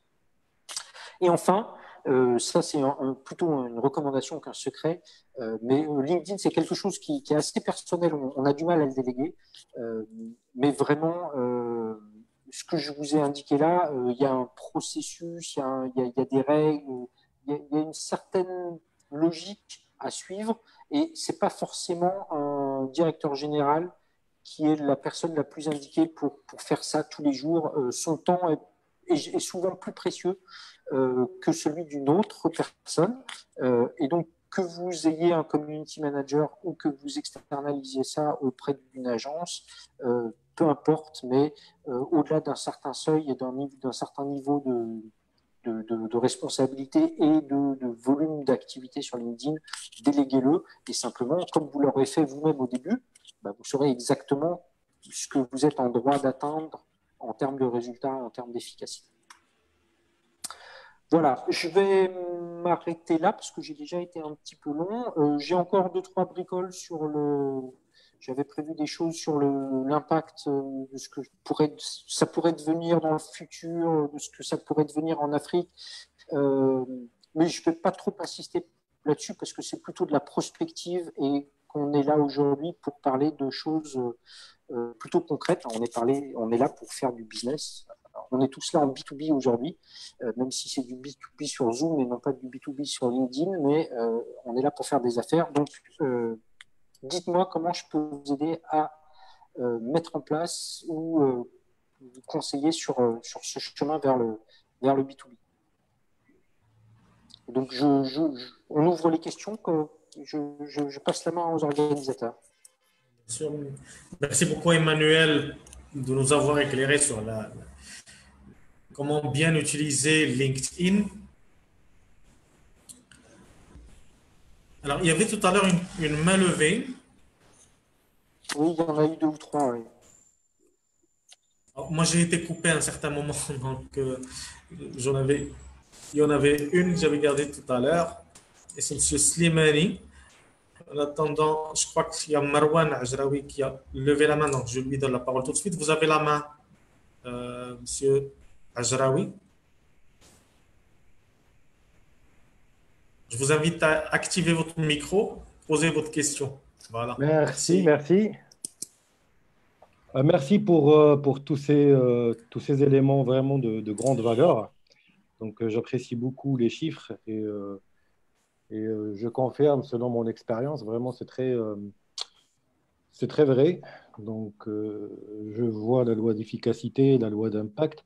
Euh, Ceci dit, dernièrement, on observe sur LinkedIn une tendance de plusieurs personnes qui sont sur LinkedIn à ne plus être très actifs sur LinkedIn. Donc, ça se rapproche un peu de Facebook, ça se rapproche un peu de se montrer, ça se rapproche un peu de faire du marketing, d'essayer de vendre. Peut-être parfois la vente elle est un peu agressive. Est-ce que vous avez des éléments sur ce sujet-là? Alors, l'audience de LinkedIn augmente. Et donc, mécaniquement, effectivement, il y a de plus en plus de déchets. Alors, déchets, c'est pas au sens négatif du terme, mais en tout cas de contenu non pertinent. Et donc, par exemple, moi, je vois assez souvent des posts de gens qui postent des messages motivationnels. Voilà, on est ensemble, on fait des trucs, je poste des, des, des, des, des citations de Gandhi ou d'Einstein. Il se trouve que sur LinkedIn, les gens n'hésitent pas à filtrer, à blacklister. Et ça, c'est quelque chose que moi, je fais beaucoup. Plus vous avez de contacts, plus vous avez de déchets. Et si vous avez du déchet, c'est de votre faute. Alors, c'est de votre faute parce que vous avez invité des gens qui postent des choses peu pertinentes et que vous ne les avez pas filtrés ensuite. Donc, il y a deux façons de faire. Soit vous les dégagez complètement, de les supprimer de votre réseau, soit simplement vous vous désabonnez de leurs informations et du coup, vous ne voyez plus ce qu'ils postent, vous voyez simplement les messages one-to-one qu'ils vous envoient. Et donc, je pense qu'il y a une contre-offensive des utilisateurs de LinkedIn qui ne veulent pas se laisser Facebookiser, comme vous dites,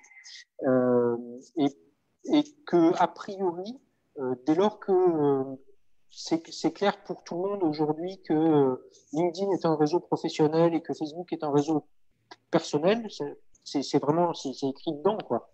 Je pense que les défenseurs de l'utilisation professionnelle de LinkedIn, ils auront le fin mot de l'histoire. Et d'ailleurs, LinkedIn, si LinkedIn doit prendre des mesures, ils les prendront parce que ils veulent pas se transformer en Facebook. Ce serait le drame pour eux. Ils peuvent pas battre Facebook au jeu de Facebook.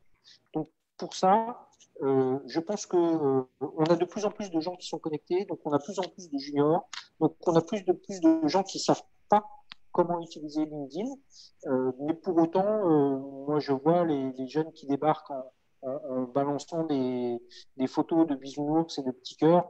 2 semaines plus tard, ils ont arrêté. Hein.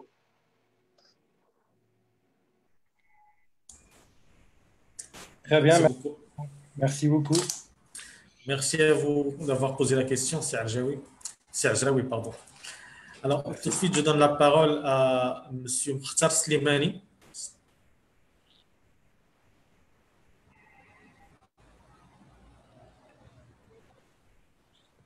M. Mkhtar Slimani.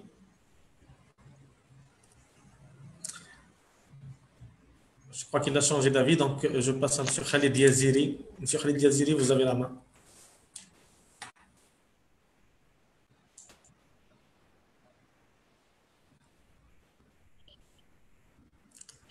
C'est Khalid?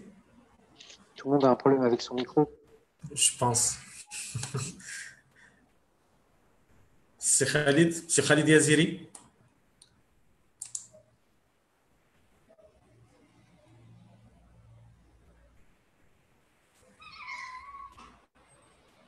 Je redonne la parole.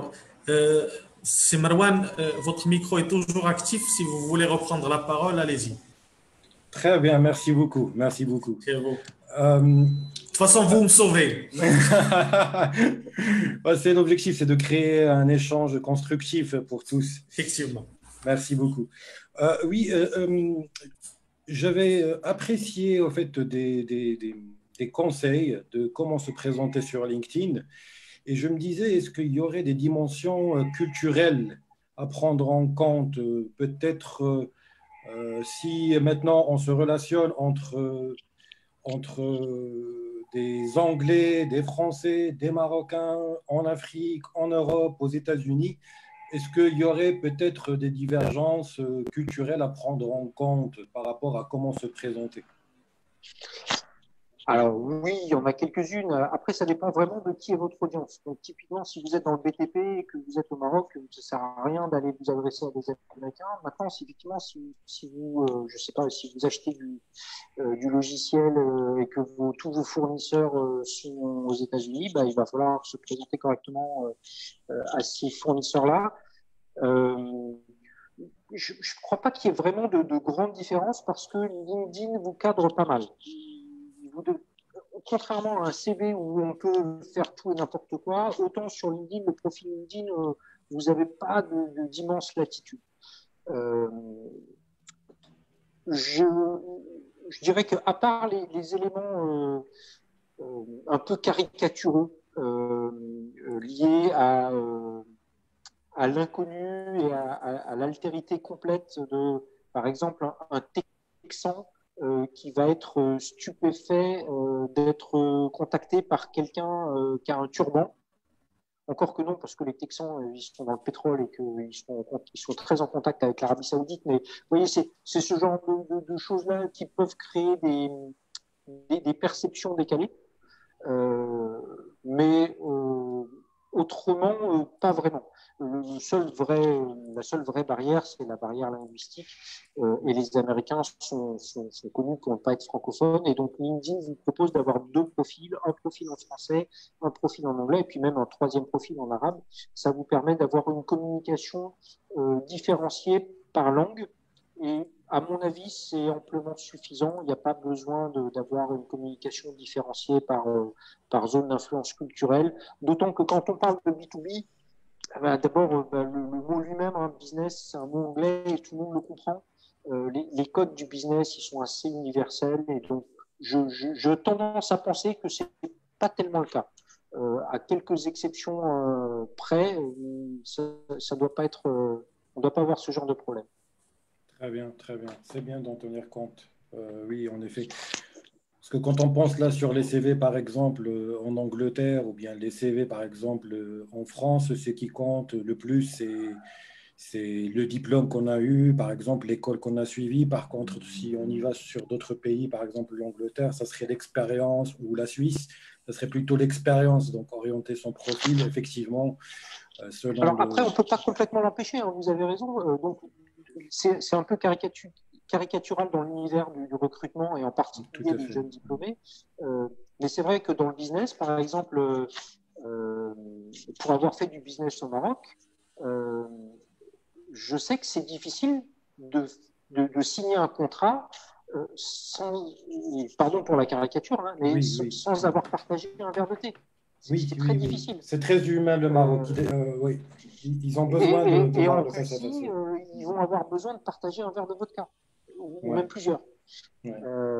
Donc, vous n'allez pas vous adresser aux gens de la même façon. Quand vous allez faire du business avec un Américain, vous allez rentrer, vous n'allez même pas lui dire bonjour, vous allez envoyer une photo du produit en lui disant c'est temps, ça arrive chez toi après-demain, ça t'intéresse, oui, non, et tu passes au suivant.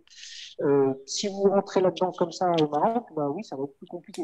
Même chose dans beaucoup de pays. Mais ça, ce n'est pas spécifique à LinkedIn. Donc j'ai envie de dire que si vous connaissez votre métier de commercial, normalement, vous l'appliquez à LinkedIn comme vous l'auriez appliqué. Très bien, exactement. Très bien. Merci. Merci, c'est Marwan. Alors, je ne sais pas si M. Khalid Yaziri peut toujours poser sa question.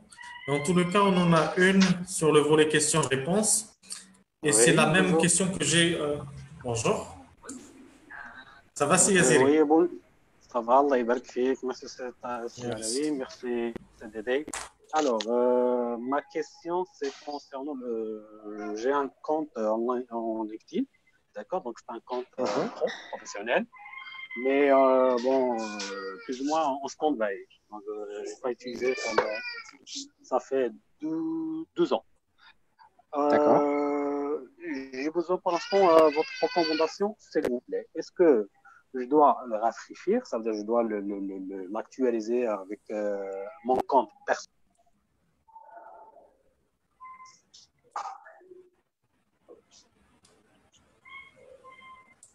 J'ai pas entendu la fin de votre question. Yaziri, je crois qu'on vous a perdu. C'est Khalid. Alors, je crois deviner que votre question, c'est de savoir si vous devez réutiliser votre vieux compte ou créer un nouveau compte. Alors, sans avoir plus d'informations que ça, la réponse est vous devriez réutiliser votre vieux compte. LinkedIn préfère les vieux comptes. Donc, simplement le fait qu'il soit ouvert depuis longtemps va vous permettre d'être considéré par LinkedIn comme un utilisateur plus de confiance. Donc, par contre, vous pouvez faire tout le terrassement que vous voulez sur votre compte et tout remettre à zéro, enfin, recréer entièrement toute votre communication au travers de votre compte, ça pose pas de problème. Et donc, il vaut mieux réutiliser un vieux compte que recréer des nouveaux comptes.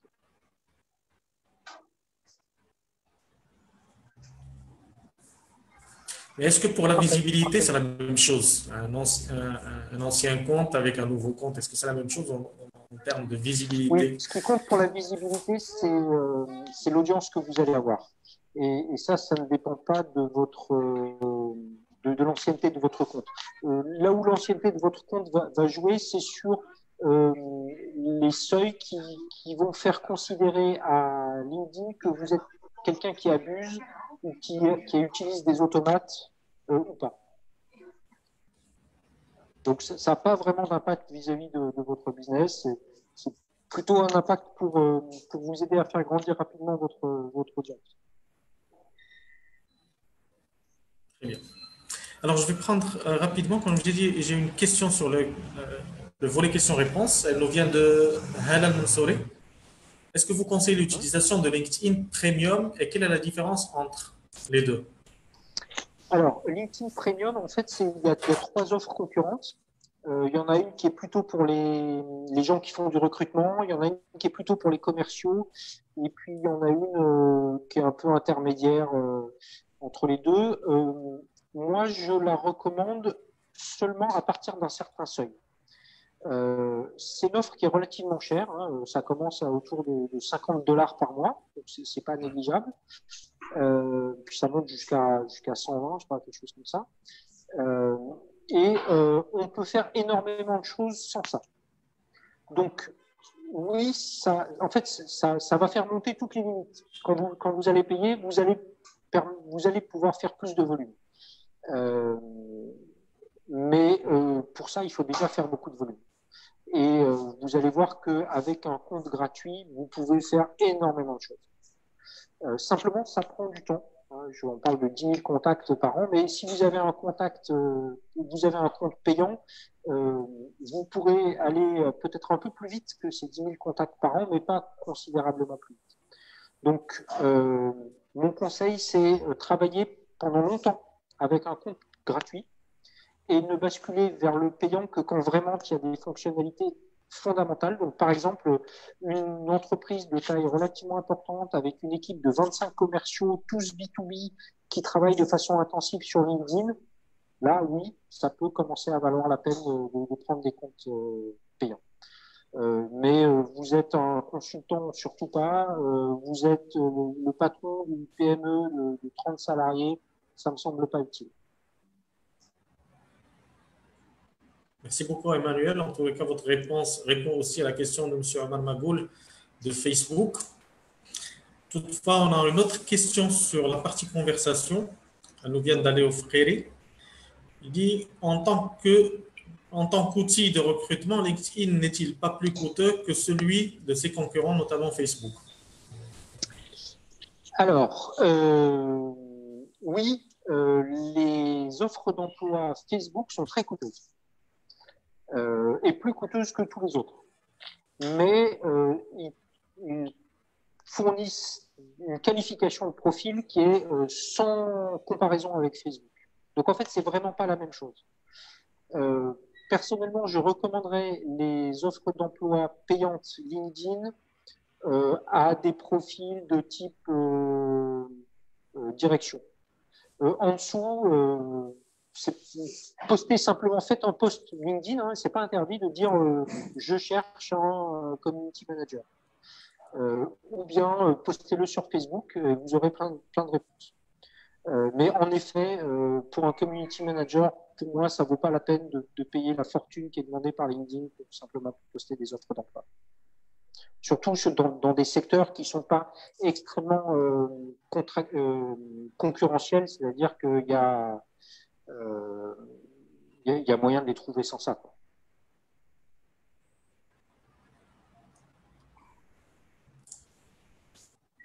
Alors, merci beaucoup, Emmanuel. Est-ce qu'il y a d'autres questions? Le sujet est très passionnant. Ah ben, ça génère du chiffre, hein. Donc forcément, ça intéresse. Pour vous donner un ordre d'idée, l'année dernière, moi, j'ai fonctionné en tant que consultant indépendant, j'ai fonctionné sur une base commerciale 100% LinkedIn. Ça veut dire que c'est LinkedIn qui a fourni tous mes clients. Sans que, et d'ailleurs, avec un compte gratuit d'ailleurs, hein.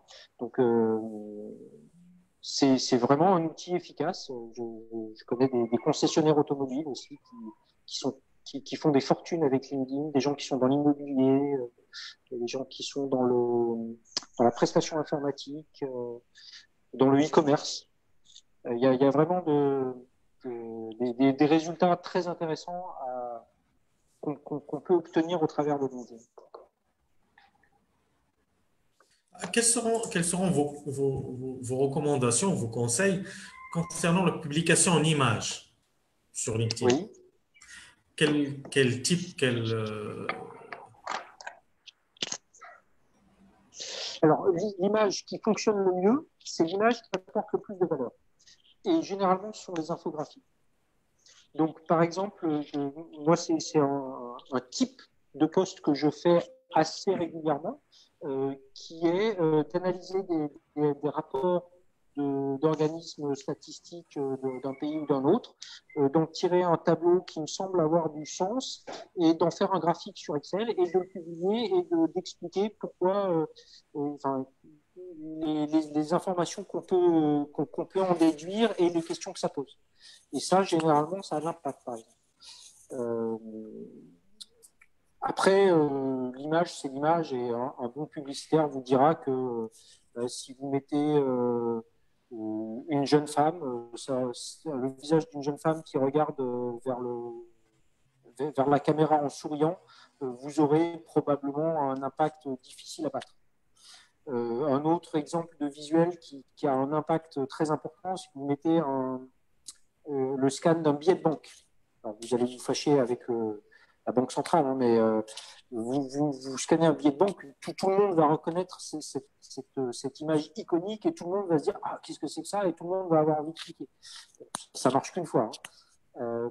Mais bon, tout ça pour dire que en fait, c'est un médium un peu comme les autres et donc par conséquent, ce qui marche ailleurs marche sur LinkedIn.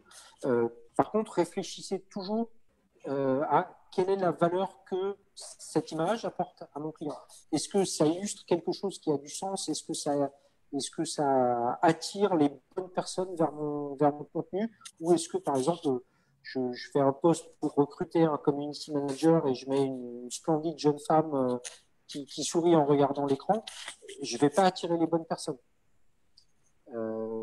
Donc voilà, il faut vraiment réfléchir au message qu'on veut faire passer et aux personnes qu'on veut attirer et à la valeur qu'on apporte au travers de l'image.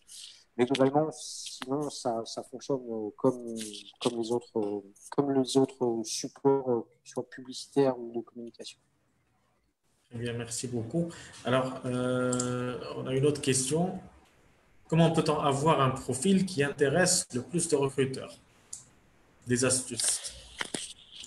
Alors, il faut qu'il soit le plus facile à lire possible, parce que les recruteurs, vous imaginez pas à quel point ils sont fatigués de lire des CV et le moindre CV leur donne mal à la tête rien qu'à 2 mètres de distance. Donc, il faut que ce soit un CV qui soit d'une simplicité remarquable, une simplicité exceptionnelle. Et il faut que dans les termes utilisés, dans la longueur des phrases, ça soit court, clair et percutant. Il faut qu'on sente au travers de chaque phrase que vous allez droit au but et que ce que vous avez à vendre, c'est pas de la viande, c'est pas de l'expertise, c'est pas du génie. Finalement, ce que vous avez à vendre, c'est du résultat. Alors, c'est plus facile à dire qu'à faire. Mais il y a plein de gens qui font du conseil. Moi-même, ça m'est arrivé de faire du conseil dans le temps sur de la communication pour de la mise en forme de CV. LinkedIn vous aide à rendre ça un petit peu plus professionnel. Si j'ai un dernier conseil à vous donner, que j'ai déjà donné tout à l'heure et sur lequel j'insiste simplement, c'est n'en faites pas trop. Ne rajoutez pas des diplômes dans tous les sens, des publications, des blogs, des images, des vidéos. Faites simple. Parce que le recruteur, il aimerait savoir s'il doit passer du temps sur votre CV, sur votre page, et il va décider de ça en probablement 2 à 5 secondes.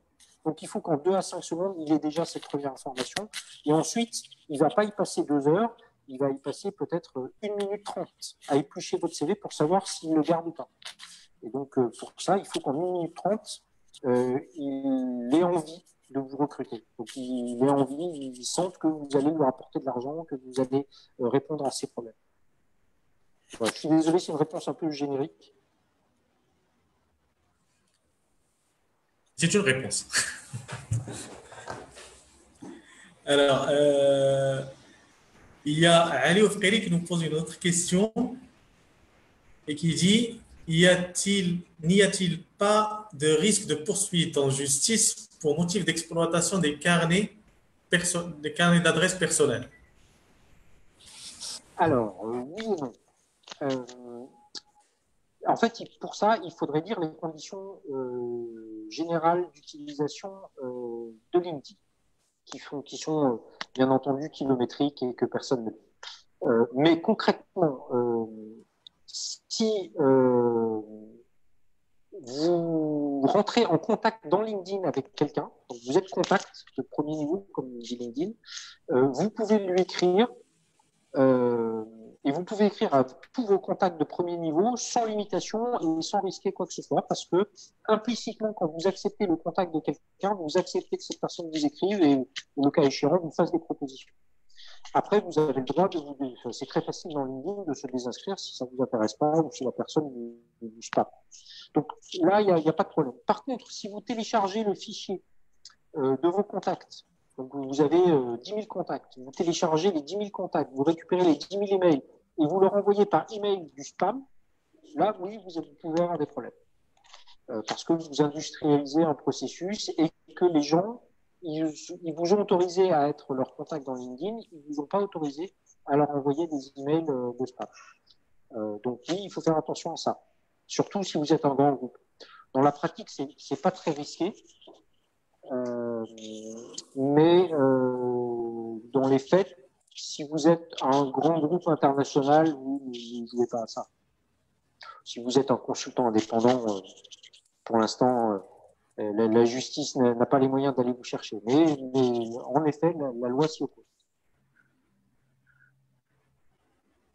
Merci beaucoup, Emmanuel. Alors, j'ai une question sur Facebook qui nous vient de Nahid Rached. Alors, Nahid, je vous ai envoyé le lien Zoom en réponse à votre question et je vais me permettre aussi de transmettre votre question à M. Emmanuel tout de suite. Alors, Nahid Rached nous dit: j'ai pour le moment un compte LinkedIn avec plus de 26 000 contacts. Je viens de vérifier, il en a plus. Mais je ne l'utilise pas pour faire des conversations et de la prospection quelles sont les actions que je peux mettre pour y remédier en sachant que je poste souvent sur mon profil, mais que je vais mieux peaufiner, mais que je l'ai mieux peaufiné compte tenu de votre présentation. Je reprends la lecture, c'est pas la peine. Non, j'ai compris. Alors, bon, d'abord, normalement, vous devez avoir. Donc, en fait, en première réponse, il faut que vous suiviez toutes les recommandations que je viens de vous faire depuis le début de cette présentation. Donc, cette présentation s'adressait en grande partie à vous. Vous n'avez pas le problème de recrutement parce que vous êtes déjà presque à la limite et quand on est à 26 000, normalement, on a ce qu'il faut. Si j'ai un conseil à vous donner particulièrement et qui n'était pas dans la présentation, c'est faites le ménage. Quand on a 26 000 contacts qui se sont cumulés dans le temps, probablement qu'il y en a qui sont plus pertinents par rapport à l'activité, à notre activité professionnelle. Et donc, par conséquent, je vous recommande de faire des recherches dans vos contacts de premier niveau. Et ça, ce sont des recherches qui ne sont pas limitées. Vous pouvez faire 3000 recherches par jour. Tant que c'est dans vos contacts à vous, ils vous appartiennent, il n'y a pas de limite. Faites des recherches et désinscrivez virez des gens de vos contacts. Des professionnels qui ne sont pas du tout dans votre branche, qui ne sont pas dans votre pays, qui n'ont rien à faire là, tout simplement vous aviez accepté un jour, dégagez-les. Et donc ça, c'est déjà un gros boulot, parce que sur 26 000, il faut se taper. Donc en utilisant le moteur de recherche pour croiser par pays, par secteur, par niveau, par mots-clés, vous allez pouvoir faire le ménage et peut-être descendre de 26 000 à 20 000. Ce qui va vous donner l'opportunité, la place de recruter 10 000 contacts pertinents supplémentaires. Mais sinon, vous avez déjà résolu la moitié du problème que j'essaye de résoudre aujourd'hui pour l'audience. C'est-à-dire que vous avez déjà l'audience, justement. Ce qui vous manque maintenant, c'est de produire des contenus commerciaux efficaces. Donc, il faut que les gens vous reconnaissent comme étant quelqu'un qui poste des contenus qui sont pertinents, qui sont utiles, qui ont de la valeur par rapport à leur métier et par rapport à votre métier et à l'image que vous voulez donner et au service que vous voulez rendre. Donc, il faut que vous fassiez cet alignement pour que désormais, tout ce que vous postiez s'adresse aux bonnes personnes. Donc, faites le ménage et leur fasse passer le bon message. Donc, des messages exclusivement professionnels qui contiennent de la valeur pour l'utilisateur qui les lit et, si possible, une valeur exclusive qui ne soit pas juste une citation d'Elon Musk ou de Trump, que sais-je. Je sais pas qui est votre référence. Alors, si je peux me permettre, Nahid Rachad est très connu, c'est une figure emblématique, une figure publique. Et alors, elle est coach aussi. Et elle publie régulièrement, mais sur d'autres réseaux sociaux. OK. Donc, si elle avait à reprendre en main son compte LinkedIn et à mieux l'utiliser, à quelle fréquence de publication elle devrait fonctionner? Alors, il faut voir LinkedIn comme un réseau où vous allez toucher des personnes en partie différentes et en partie identiques à ceux que vous touchez sur Facebook, parce que souvent les gens ont un compte Facebook et un compte LinkedIn, enfin plutôt à l'inverse. Et c'est également un réseau sur lequel vous allez toucher les gens de façon différente. C'est-à-dire que moi, alors je trouve que j'ai un compte Facebook aussi que j'utilise très peu, mais quand je vais sur Facebook, c'est pour contacter ma famille qui y est. Et si j'ai quelqu'un qui me contacte là en me disant Monsieur Boquet, qu'est-ce que vous me conseillez par rapport aux investissements que je pourrais faire dans mon entreprise ou à ma communication digitale, je dis attendez, excusez-moi, mais là je suis pas là pour ça, contactez-moi sur LinkedIn. Inversement, si sur LinkedIn j'ai quelqu'un qui me dit salut Emmanuel, tu te souviens, on s'était croisés il y a 20 ans au club machin. Je lui dis attends, mais on va se contacter ailleurs. Mais LinkedIn, moi je l'utilise pour travailler. Donc et tout le monde est un peu dans cette logique-là. C'est-à-dire qu'on est sur plusieurs réseaux, mais on fait pas la même chose partout. Et donc, si j'ai un conseil à lui donner sur LinkedIn, c'est que sur LinkedIn, elle va toucher les professionnels avec un discours qui s'adresse aux professionnels. Donc, même si c'est professionnel, elle peut les toucher sur des aspects personnels au travers de Facebook. Sur LinkedIn, elle peut adapter son discours et parler de choses qui sont plus en lien avec la sphère professionnelle, avec les problématiques d'entreprise, parce que c'est ce que les gens sont venus chercher quand ils ont décidé de passer 1 minute ou 1 heure sur LinkedIn. Donc c'est simplement le ton et le contenu qui doivent changer, sachant que parfois ce sont les mêmes personnes, mais ils ne sont pas dans le même état d'esprit. Merci beaucoup, Emmanuel, pour vos éclaircissements. J'espère que ça répond à la demande de Madame Nahid Rachad. Au nom du club des dirigeants, je vous remercie de nous avoir suivis. Je vous remercie, Monsieur Emmanuel, je commence à perdre les mots, Emmanuel Bocquet, pour vos éclaircissements et de nous avoir consacré le temps de cette présentation. Je ne sais pas si vous avez un dernier mot pour les personnes qui nous ont suivis. 1 minute. Le dernier mot, c'est que oui, moi je conseille très volontiers et de façon amicale et gratuite tous ceux qui en ont besoin sur LinkedIn en particulier, où je suis très actif. Donc n'hésitez pas à me rechercher avec mon nom, vous me trouverez sans difficulté. Et envoyez-moi un petit message d'invitation. Envoyez-moi un message parce que comme je suis arrivé à la limite des 30 000, pour vous accepter, il faut que je vire quelqu'un. Donc, faites-moi signe de qui vous êtes et qu'on on a déjà échangé de manière unilatérale au travers de ces. Et je serais ravi de vous donner des conseils un peu plus précis, des adresses, des recommandations, de jeter un coup d'œil à votre page LinkedIn professionnelle ou personnelle. Voilà, donc n'hésitez pas, la vie continue en dehors. Merci énormément pour tout ce que vous avez fait. Merci pour votre générosité. Merci à toutes les personnes qui nous ont suivis sur Facebook. Merci à toutes celles qui ont interagi avec nous depuis Zoom, mais aussi sur Facebook. Je dois céder la parole et céder le plateau pour la conférence prochaine. Alors, je vous dis à dans 5 minutes, Inch'Allah. Le club des dirigeants continue sa série de conférences et de présentations. J'espère que vous serez aussi nombreux à en profiter. Continuez à nous suivre. Et à tout à l'heure. Merci pour tous. J'ai été enchanté. Merci à tous. Ravi, tout le plaisir est pour moi, monsieur.